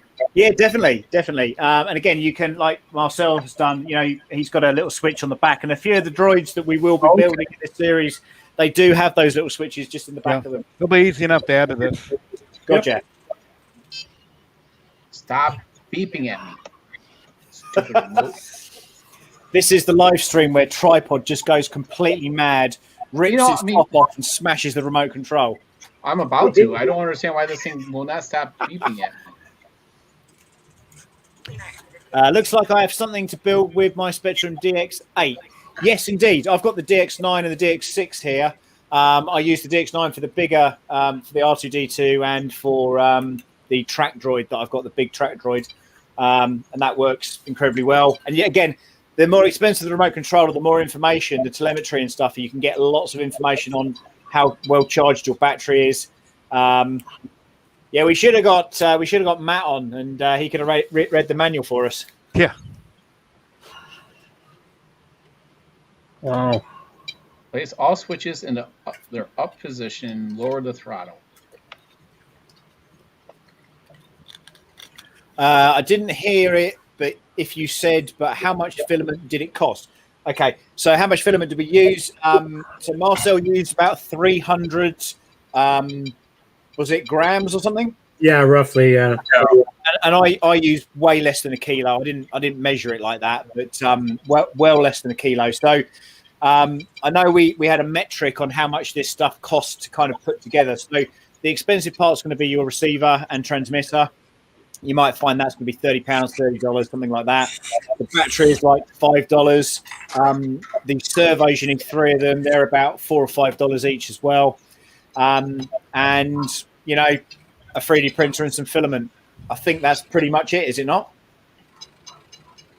Yeah, and a lot of people probably already have most of this stuff. So it's a matter of filament and a few bolts. If you already I will be honest, the screws and stuff, I've got like a box just full of like bits and pieces. So I just used whatever was there. So, I'm back.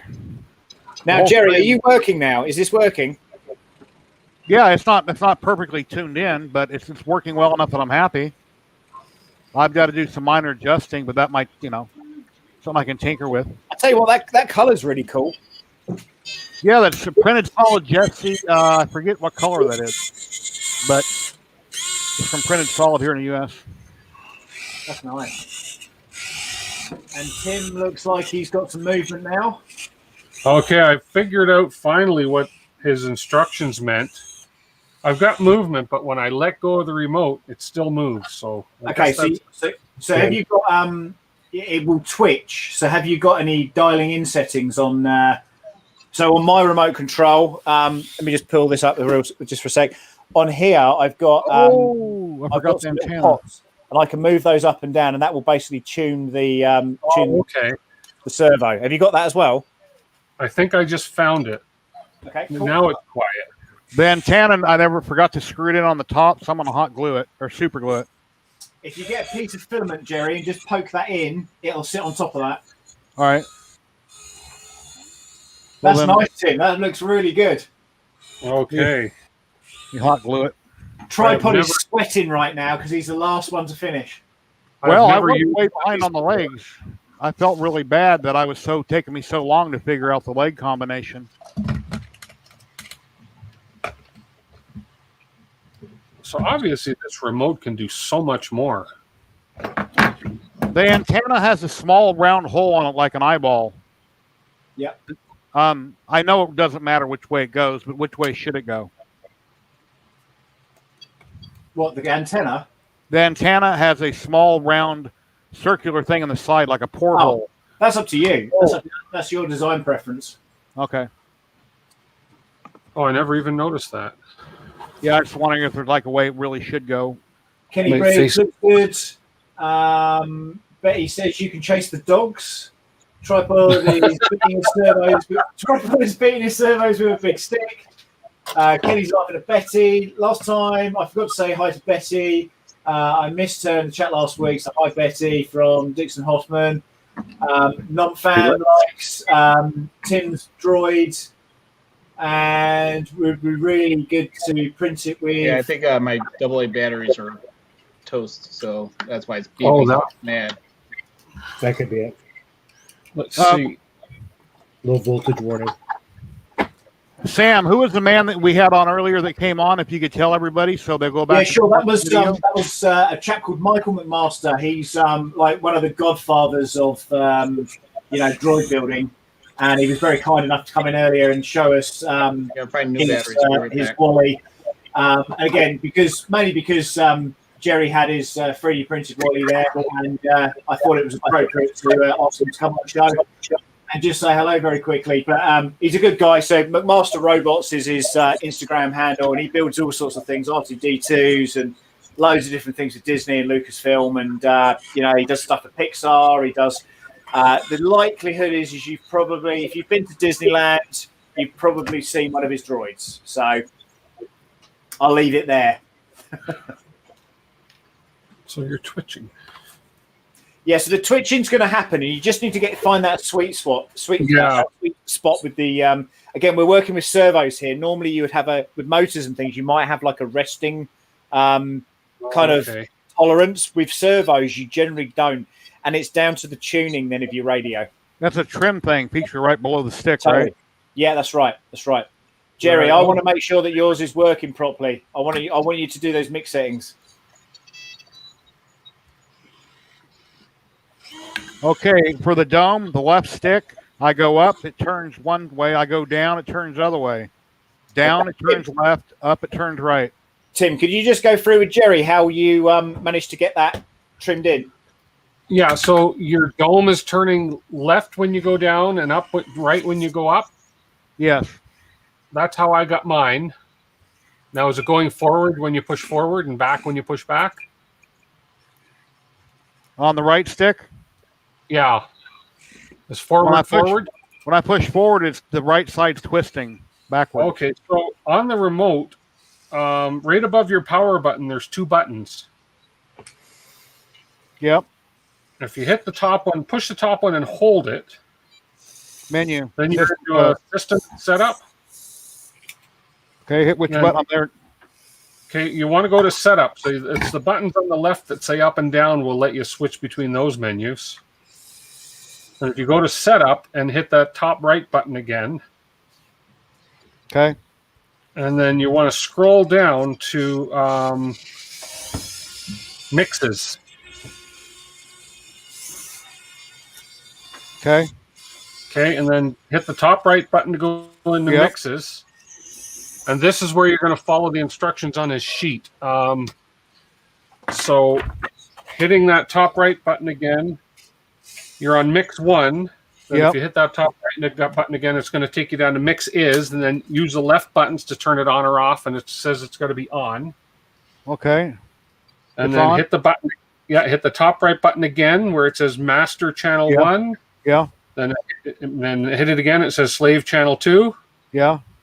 Then hit it again down to pause mix. And scroll on the up button till you get that up to 100%. And if you push and hold the button, it'll actually scroll quicker. Thanks, Lewis. See you next time, mate. Okay. Pause mix at 100. Okay, go now. Hit that upper right button again. Go down to neg mix. Yeah. And put that up to 100. Okay. Okay, hit the button again. The offset's the same. And hit the button again until you get back up to mix 1. Offset, leave it 0. Yep. Hit the button again so you're back up at mix 1. Okay. Then hit a left button and it'll change to mix 2. Hit Okay. that left button. Now to go, same thing, go down to mix is on. Oh, hit the wrong button. Let's see. Yeah, if you keep hitting that top right Okay. button, it goes, yeah. Mix. So you want mix mix is on. on. Okay. Hit it again. Master this time is channel 2. Okay. And Slave. then hit it again. Slave is channel 1, so go down to channel 1. Okay. And then go down to pause mix, and you want to go down to negative 100.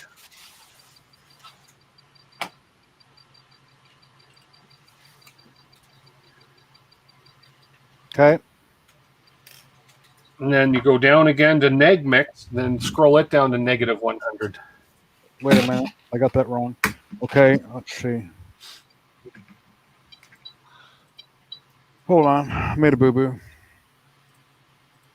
What's this button say?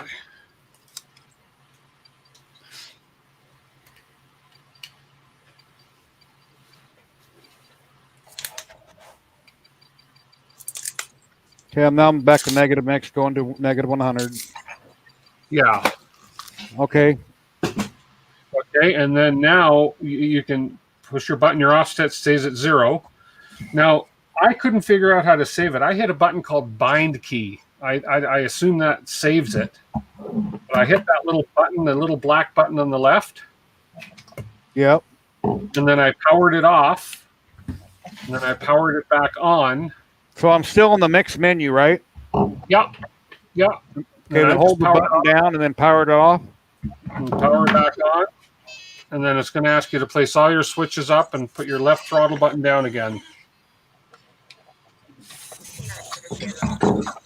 And then you can center that. Now try your forward and back if it goes forward. It should.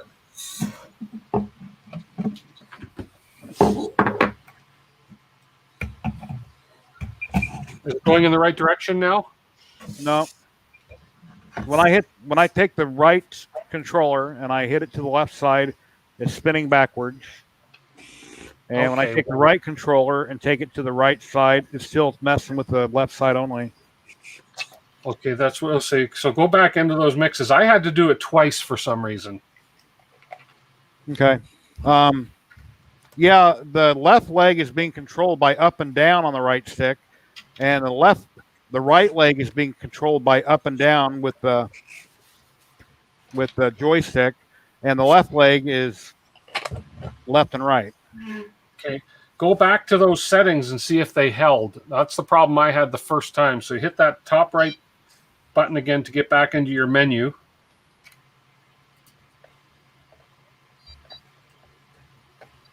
And then scroll over to function setup and go back down to mixes and see if it's still held. So it should say mix 1 is on, channel 1, channel 2, and 100%. No, it didn't hold. It didn't hold. See, mine didn't hold the first time either, so I had to do it all over again.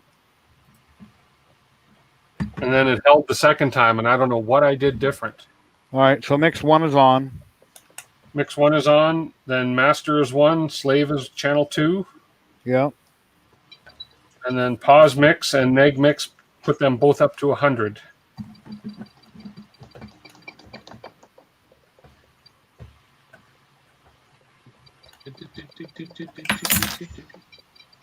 It's like playing an Atari game. Okay, now once I get back to the mix 1, how do I switch to the mix 2? Well, The up button, the button on the left that says up. okay. Yeah, and then Mix 1 is off, right? mix 1 should be on. On, okay, because I hit the wrong button on it.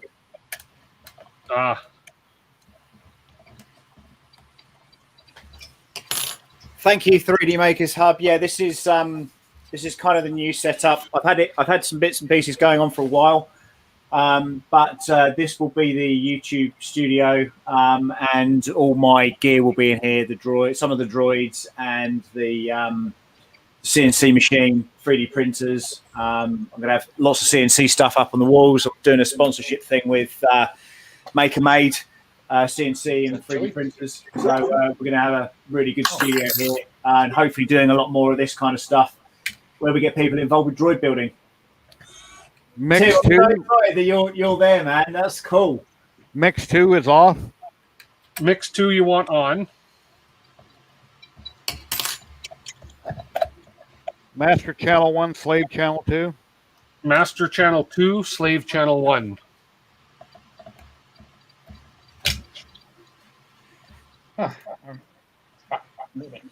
Betty, is this any better? Okay, positive mix, negative 100. Both negative 100, yeah. How do you get to negative? Just You hold it scroll down down. until it goes negative. Scroll down and keep going until it's negative, yeah. How did you lose that? Cool. Yeah, so just to let you guys know that next week we'll be doing some painting. So if you want to print and catch up to this, obviously the videos are going to be available on all our live streams, and we're going to try and work out for next week so that we can live stream across all the channels for anyone that's building this, so we can get as much input as we possibly can.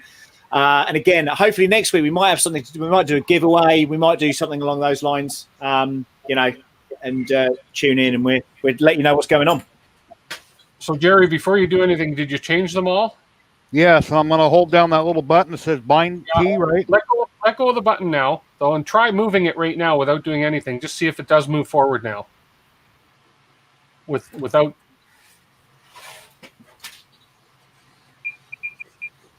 Okay, when I pull back on the stick, it goes forward. When I push up, it comes backwards. When I go left, it goes left, and it goes, yeah, this is correct. So when you pull back on the stick, it goes forwards? Yes. Oh, okay, that may just be a matter of reversing the the cables around. Cables. Like put the left leg in right and right leg in left? Or in one, just swap channels 1 and 2, Jerry. I think swap channels 1 and 2, yeah. I figured that would be correct, though. You pull back on the stick, it drives forward, and you push up, it goes backwards, no? Okay. Well, you could. I mean, if it'll work that way, if that's, yeah. So now I just need to get this to save, so. No, I think I pushed that little black button once without holding it. I just pushed it, and then I powered off and on, and it was working again. Okay, so I held it down when I turned it off before. Okay, just push it and let go of it, and then power off and on, and it should save those settings.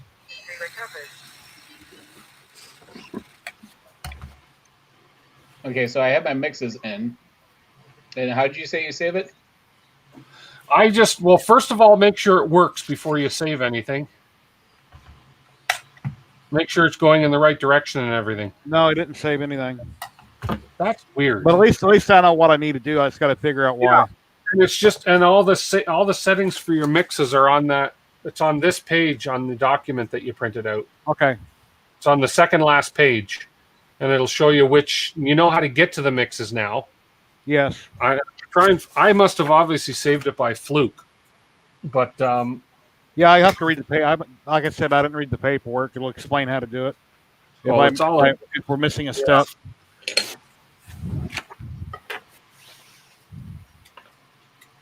Anyway, I was showing this earlier in the stream. This is a bank. I believe it's a bank I've had for many years.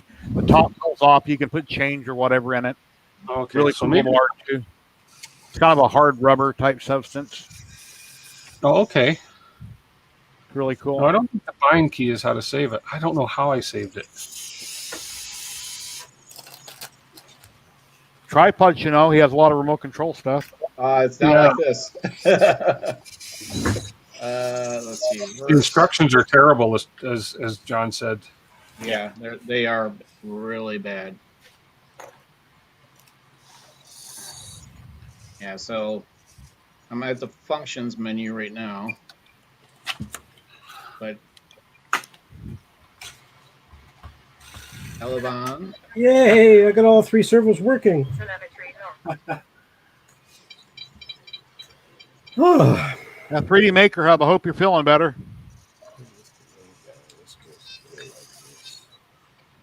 Dual rate.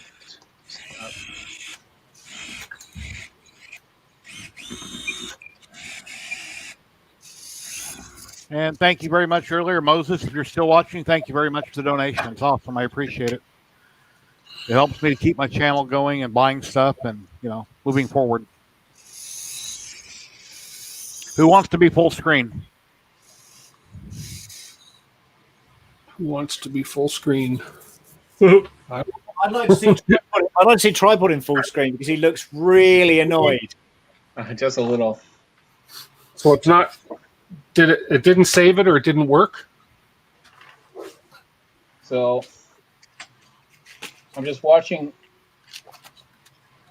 You turn right and left. So just hold on.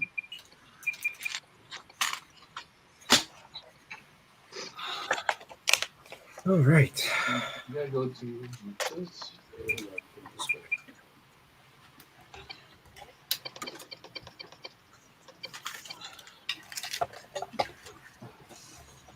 Why did it? Yeah, it didn't save it. I'm like, you bastard.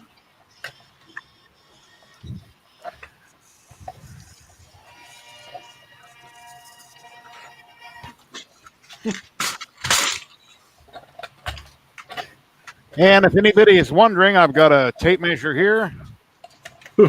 And he appears to be about 9¼ inches tall. There's a question earlier on whether or not they make sounds. The short answer is no, but the longer answer is yes, you can trigger them. And again, you've got some spare ports on this thing. So if you buy an MP3 trigger board, you can literally just trigger them off a switch if you so wanted to.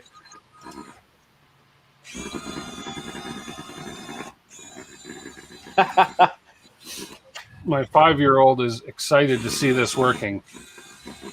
Yeah, man, it's they are cool. I can't, I saw them and I was just like, yeah, okay, I can see what they've done there. That's kind of cool, but it's one of those things where I think when you get one and it's actually working and you see it and you can mess around with it and you don't have to care too much about how it's treated. I think it's for what the cost is on that, I think you get a lot of fun out of it. And again, it's not just the one. He's got about 6 different types that you can build. If you so wish to. So it's trippy when you spin him and then you spin his head the opposite way. Yeah.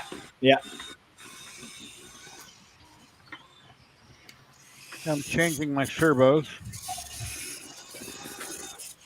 Well, mine was beginner's luck because I know nothing about this stuff. Well, you did very well. Good teachers. It reminds me. What filament is that, Tim? This is Prusament Pet G. Really nice. Carmine red. Yeah, it looks really nice. Looks like it could be the Daredevil version. Yeah. He doesn't agree with you. He's saying no. No, it's because he's blind.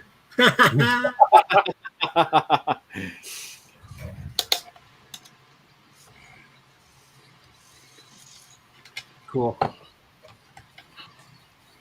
And I can switch his head. Oh, there you go. Look. There, now he's got a black head and an orange neck. Cool. Don't drive it off the counter there. No, I know. It's like, whoa. Or set a box or something down there in case you have an accident. That break may possibly. That'll be the real test. Yeah, oh yeah, really. Just drive it right off the end and see how well it holds up. I don't think it would hold up too well. Do you have your stream duck hooked up to the wah wah wah sound or something? Yeah. I've tried to find that sound and I'm not sure what it's called either. I want to print more of these now. It's addictive, I've got to say, because I started printing another one, which is over here. So I was like, oh, maybe I'll get another one down. I don't know. I'm keen to move forward with this. So you know, once we got the painting and stuff, and we know everybody's kind of in the same place. Maybe tripod's caught up, and he's eating. He's not even working. Yeah,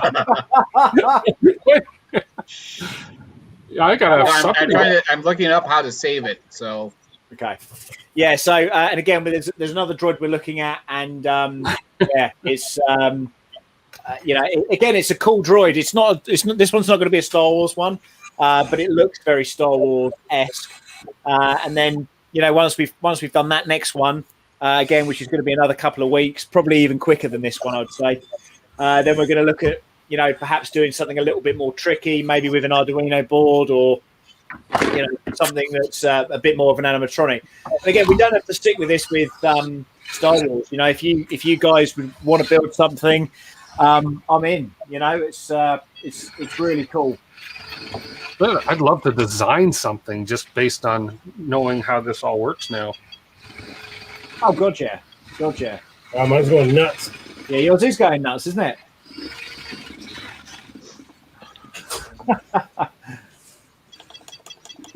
Calm down. yeah, I mean, I got all that. I have it. I switched around 2 wires on the servo. Did it work? When I move the right stick forward, it turns left. When I move the right stick straight backwards, it pulls back on the left side. But when I take the right stick to the left, it turns to the left. Take it to the right, it backs the right up. When I take them both forward, it only turns to the left. So I got to do the binding thing again. Got to do that mixes again. I'm sorry, tripod guy. I think I interrupted you. No, I'm just. He's just filling his face. What model of controllers have you got? Are they Fly Sky controllers? You guys Fly got? Sky off Amazon, yes, around $50, $55. 50, are they? Okay. Yeah, US on Amazon.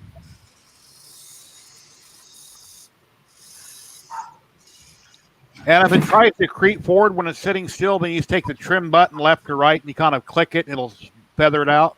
Yep. Oh, okay. Okay, there's a better manual online for this thing. A lot better. What is there? Yeah. Yeah, because. But it's nice, Marcus. Yeah, I lucked out because I just push buttons till it's saved, so I don't know what I. I gotta figure out the trimming and everything on it. But it's getting there. Again, like I said, because these servos are like super cheap servos, you're not going to get that perfect, you know, non-sound. It's going to be tricky. I'm not going to lie to you. It is going to be tricky. You can probably put like a diode in there or something and just sort of feather it out a little bit, but you are going to get a little bit of twitching. It's just the nature of the beast. oh yeah, there's definitely interference. You can hear it on mine right now. Yeah, I mean, mine's pretty good, but every couple of minutes you can hear it. Made me nervous. Do it with your eyes closed, Tim. Well, right there, it's close, but in your perspective, it looks like that leg is falling off. But Oh, there's someone who's fell. That's going to be the fun for this Jerry. I've got We can snip that and throw that up on Twitter where he's, you know. Oh, I've just got an instant replay here as well. That is amazing. Yeah, I don't think I've ever moved that fast. Yes, Fly Sky. Okay, so I have to look that up. yeah, as soon as I back out of the mixes, there's has to be a way to save it because it gets rid of it right away. Yeah, And I don't know what I did, to be honest. It probably has a save button. I just So how didn't do see you- one. Oh, I thought it was me this just little see. button right here. Actually, what if we just hit the OK That's again? what I thought. Isn't that an OK, the top right, once you get it where you want it? Instead of, Top right is okay, I never hit but the OK. OK just scrolls it through again. Oh, does it? And the other button is cancel. Let me have a look, see if I can. Sky. What is this? An Mine's switching everywhere. I6 X.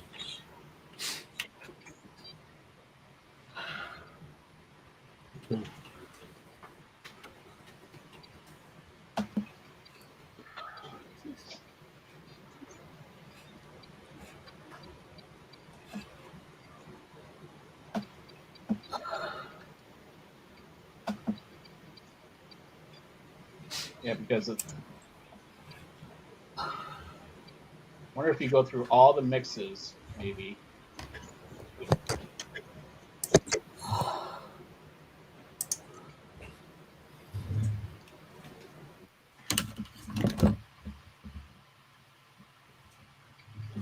Oh, I gotta throw this thing through the freaking. Oh my god! Because as soon as it's like there's nothing to say save it. I mean, it's not like it's hard to keep on doing it, but I like for it to save.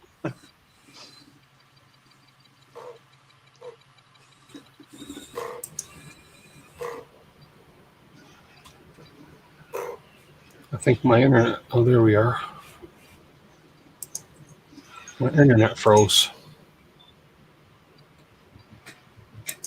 Another 3 long.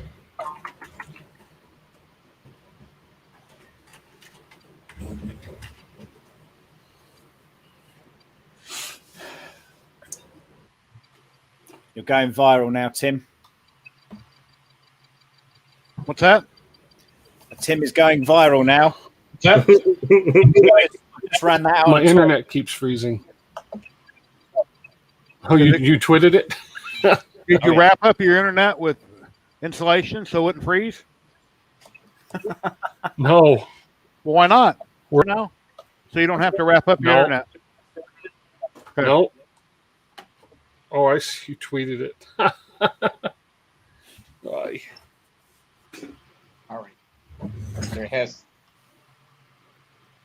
save. Save. Tell me, okay, I've already redone mine, so tell me how we save it. I don't know.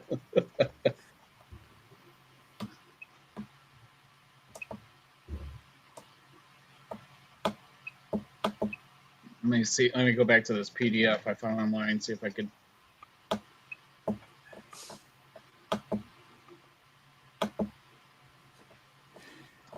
Let's see. Forward, left, right, back. Okay, I haven't saved it yet, but it's working right. Okay, Betty's saying put it on the floor. Famous last words from Michael. And what have we got? I am frozen again. Marcus is saying tripod. It's a remote. Call the kids in. Do they have a controller that runs Marlin? No, they've got a new Spectrum controller that runs Windows 10, and it takes ages to boot up. So don't buy that. What else we got here? Trouble is tripods. The RC is the expert group. Yeah. We got some of your fans on here tonight, I see. You know what? That plough idea. We had a small amount of snow in the UK, pitiful, in fact. But the track droid, which is on snowblower tracks, I did consider printing a snow trough to plough it out of the way. I think that'd be amazing.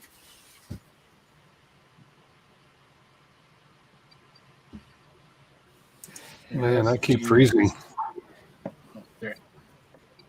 How the hell do you save this? This is just not cool. Maybe I need to read it in Asian. Find key. What is that? Find. I'm trying to Google it, but every time I go to another window, my internet The freezes. paperwork don't say nothing about saving a binding or saving it. Saving a mix.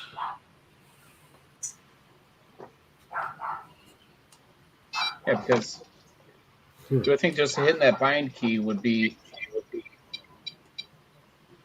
You would think that it would bind it like it would. I haven't pushed the cancel button yet. I don't want to touch it.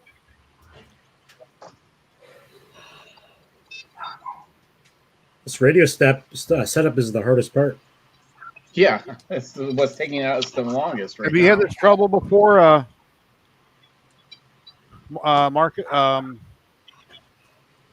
Marcel? No, when I printed my smaller micro droids and did the same kind of setup, it was working all right, but I feel like somehow it's going backwards. So like when I use one stick, it actually controls the dome where I should be controlling it. Okay, so the bind is for if you use it with another receiver, so you're not going to use that. Okay. So it says bind with the receiver. So no, we're not going to be Binding. no. Okay, guys, I'll give you a bone. Let me give my doggies a bone. They come over and one of them kind of growls at me a little bit, like, "Give me a bone." Give me a bone now. But they think their menu is so well done that they don't need to.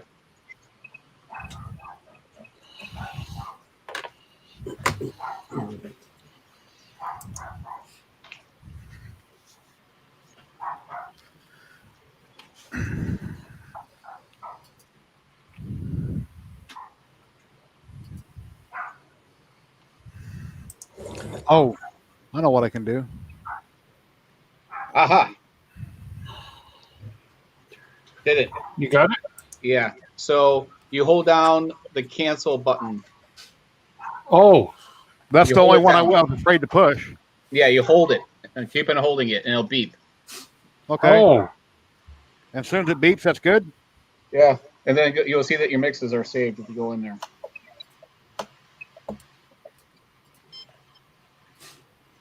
Am I right?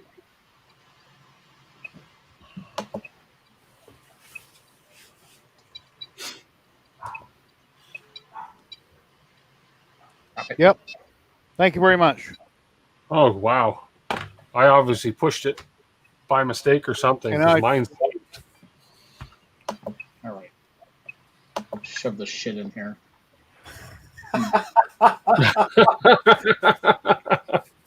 I shouldn't laugh really, but you know, yeah. No, laugh away. It's absolutely fine. Because Oh, one thing I wanted to show people that are watching is they haven't seen, and actually, I don't know if everybody here's seen all of it, but originally I figured, okay, cool, we're going to do this at 100%. Well, I think I want to do this at 175. The only problem is I have to source out the correct parts to do this, but my droid is possessed right now. It's still. see, here's how big the base is compared to the 100%. This is at 175. wow. So once I figure it out the electronics, that'll be pretty cool. I might know if I will be able to figure it out, but the legs and everything. So yeah, that'll be awesome. Speaking of, didn't you say you were going to wear a crown today? Yeah, we're going to wear a crown today. That's a good point. Where's your crown? Oh, here, let me switch my camera back. Yeah, for my original. Well, that's not it. That's not the failure. I tell you what, that looks really nice, Jerry. That does look awesome. Yeah, this one. There you go. Yeah, I was working on my Hypercube and I bumped my CR10. Why, I don't know, but it quit printing. So I said, oh, wait a minute. Let me cut the filament, do a filament change real fast. It moved out of the way, changed filament, went back over, didn't print. So, King Jerry. That does look good on you, actually. Or it could be a collar. I could put it down over my neck and make a costume or something. Anyway, yeah, it's pretty cool. I'll keep it. Might use it for something.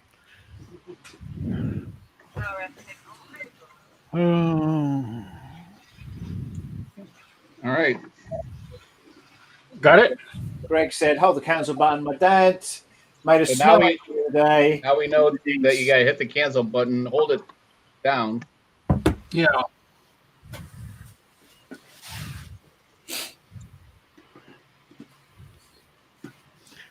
And if the base wasn't as, if the wheels on the base, every time I take off forward real quick, it pops back, but then the bottom of the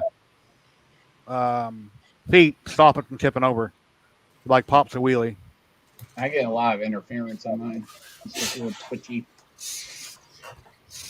Or maybe it's just the user. I'm just getting a couple of messages from GTech at the moment. I've just asked her if she wants to drop in. Yeah, it's pretty cool. Maybe We're spraying it with GTech. Yeah. You want to see my dog go nuts with this thing? Go for it. Right. Bear, move, Bear. He loves RC cars, man.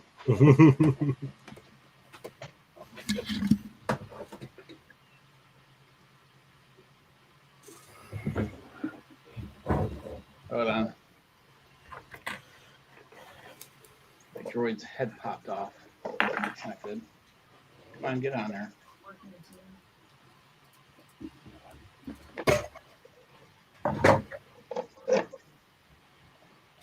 Come on.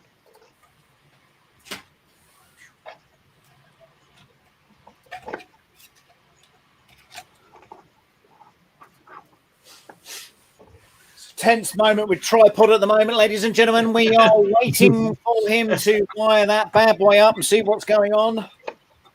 Well, I can't get my head. My dome is. He's a little. Much right now. Should drop right in the gear. Yeah. Yeah, what's up with that? I bet you've got that on the wrong way round. What's that? Hang on. Those nuts are those nuts protruding? No. No. So is the gear too close? Is the servo around the incorrect way? Well, you can watch my robot move by itself. That's awesome. It's a mind meld, so it's a part Star Trek. What the hell?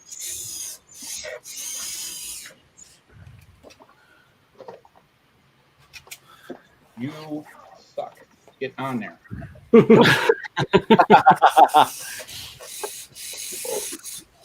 So, all right. Are you there with Marcel as well?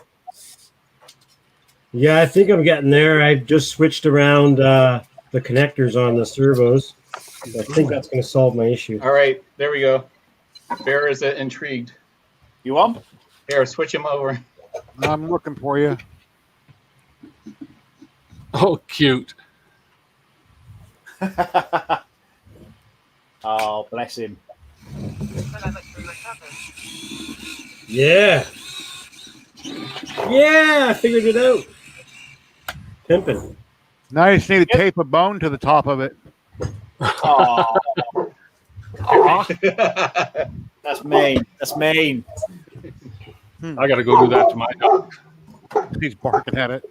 Hey there, Spring. I hope you're well, dear. How you doing, Spring? Hey, Spring.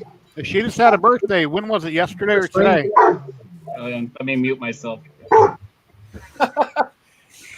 Yeah, happy birthday, Spring. We are so this is a new show that we're doing at the moment, which is to do with these little tiny mini droids. So people that are looking to get involved with 3D printing small robots, and it was supposed to be an hour this stream. I think we're into 2 hours now. 3. No, we can't be into 3. Surely not. Are we? Oh yeah. Here we are. Wow. Yeah, my wife's going to be so happy with me, right? So we're there now. I think we are there, just about there now. Marcel, how you getting on? You done? Yep, mine works perfect the way I need it to. Spring, if you want to drop in for a minute and say hi on screen, there's a link if you have time. She's not got a camera. I'll just message her about that. Hey, you know what, Sam? I'm besides the radio, because we spent 40 minutes trying to figure out how to save it. Yeah. I mean, I think it went together pretty darn easy. I think so. I mean, like I say, it's one of those things. It's a bit of a learning curve. especially as that we've got different setups. Hey, Vince, What I think that we should have done, or I should have done, is I should have pre-built one leg beforehand. That way I'd know how it went together, and then on stream do the other one. definitely, yeah, definitely. Because what time is it there now? About 3 in the morning, Sam? Yeah, it's 3 in the morning. Yeah, you're right. It's 3 hours. Yeah. You know what? Yeah, Kieran, you're right. At least we've been successful, right? Everybody's got a working droid tonight. Is yours working in the right direction now, Jerry? Yeah. Yeah? Good. Okay. Yeah. And like Tripod said, you hold down the cancel button and it stores the setting. So it's good to go. Yeah. Amazing.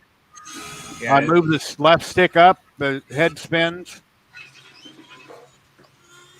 And forward, back, left, right. Yep, it's all working correctly. Smashing. Awesome. That's brilliant. That's absolutely brilliant. Just need to paint it, take it apart. Well, I'm not going to take it apart now. I'll just paint it, separate it and paint it and make it look nice. And then I'll film that and take lots of pictures for the next stream. We can show how we went about painting it. But, of course, everybody that paints these, if they're in PLA or anything, you always have to prime with primer first. Use rattle can primer, prime them with airbrush primer or rattle can outside, and then you can hand paint it. And something Mr. Baddeley talked about, or Mr. Baddeley, whichever way, is to use acrylic painter pens. And I did buy a pack of these, and these are really good for fine detail and getting in nooks and crannies. They're little pins. They have a plastic tip, and you take the pin, you shake it up really good, and there's like a little plunger going back and forth, and then you can get in really fine detail. Paint runs down on the tip, and you can paint with it. It's not like a paintbrush. It's a hard plastic tip. They're really cool. So, anyway. Smart. Yeah, very smart. So we're probably looking to do the same time next week. So that's 4 p.m. Pacific. And we're going to come back with some printed droids. And then we're probably going to talk about the next droid we're going to be looking at as well. So we have an offline discussion about that at some point. Any other news? So tomorrow is the first year anniversary of Drinks and Droids. If you're a member of Mr. Baddeley's Printed Droids Facebook group, you would be more than welcome to entertain yourself by coming on the live stream with that. It's a Zoom chat, very informal. You don't have to go on camera if you don't want to. You can just listen to what everyone else is up to. There's a really good community there, so I think you'll thoroughly enjoy that. In regards to these little droids, again, they're Michael Baddeley Printed Droids. There's a Patreon page. It's $5 to get onto his Patreon page, and you're not locked into anything, so you can pay $5, download the files, and disappear if you so wish to. But there's new stuff out all the time, and again, there's about 6 or 7 types of these different droids, all the way tiny little droids up into a massive R2D2 if you want to build something that way. So what else have we got? And then on Sunday I'm doing a giveaway. I've got this Elegoo Neptune printer to give away. I'm going to do a live unboxing, so if you head over to the Real Sam Prentice, my YouTube channel, doing a celebration of hitting 1,000 subscribers. Go me. Hopefully we will see you next week, if not before. Yeah, you're awesome. You should have a lot more subscribers than 1,000. I think everything is going to be straight uphill from here, and you're an awesome guy. Well, I hope so. It's been interesting, certainly over the last couple of days. It's getting those kind of comments and getting that community spirit going, and all right, maybe it is hooking people in because I'm giving away a printer and stuff, but that's what the channel's all about. In fact, that's what the majority of our channels are about, is about informing people. And what's all this? What's going on, Tripod? No, I was just having fun. Okay. Yeah. All right. Okay. Yeah. So Tripod will be joining me on Sunday as well. He's the man in control. And Yeah, and I gotta slip in a live stream, and we're gonna reverse. Sam will be the moderator on mine because I'm gonna be doing an unboxing and a small giveaway. Yep. So there's gonna be a lot of live streams going on. So and giveaways are nice, right? So I always like them, but I think this was what I really wanted to get into 3D printing and other stuff about, was to do interesting things like this. Definitely. I can't wait to build more. Yeah, I think it's kind of nice to step away maybe from what your normal comfort zone is, whatever that might be, sculptures or, building stuff or whatever you might be doing, stepping away and just trying something different. And for the money, it's less than a kilo of filament, even if you don't. Yeah, I mean, they're awesome, dude. I'd love to do something like that. But again, time and efficiency and energy and stuff going into that kind of thing is just craziness. But brilliant, absolutely brilliant. Any laugh from Mark? No, definitely not Jar Jar Binks. Good God. No way. That was the destroyer. So yeah, Clark is like Tripod's wife opened the door last week. Yep. So, well, the other dog was chewing a shoe, and the daughter shoved both dogs in here, and I'm like, I almost lost it. They're trying to save on the remote and doing that, and then I'm like. Well, I thank all you guys very much for sticking with us and being here, and it's been really awesome. If you got 2 seconds, stick around till right after, and I'll say goodbye to everybody. Yeah. But thank you very much. And the last stream, whoever's committed and shows their stuff, I will personally do a bonus giveaway on the last stream for this series. Wow. Okay. Awesome. All right. So, but you have to prove that you did it besides the people in this chat. So. Okay, well, thank you, Tim. Thank you, Marcel. Thank you, Sam. Thank you, Tripod. Yeah, that's been great, guys. I thank you all for sticking around. And if you missed anything, there's a lot of cool stuff that happened earlier, and Michael stopped in and he showed off his Wall-E full size. Yeah, please like, subscribe, share this video. Go over to Mr. Baddeley's page. $5 Patreon. Sign up. Let's build some really cool stuff. And next week we'll be back on a different channel doing the same thing all over again. So thank you very much. Happy printing, everybody, and happy resin printing. Have a wonderful day. Let me figure out where I got to go here so I can end my stream. Oh, no. It's right here somewhere. Thank you very much, guys.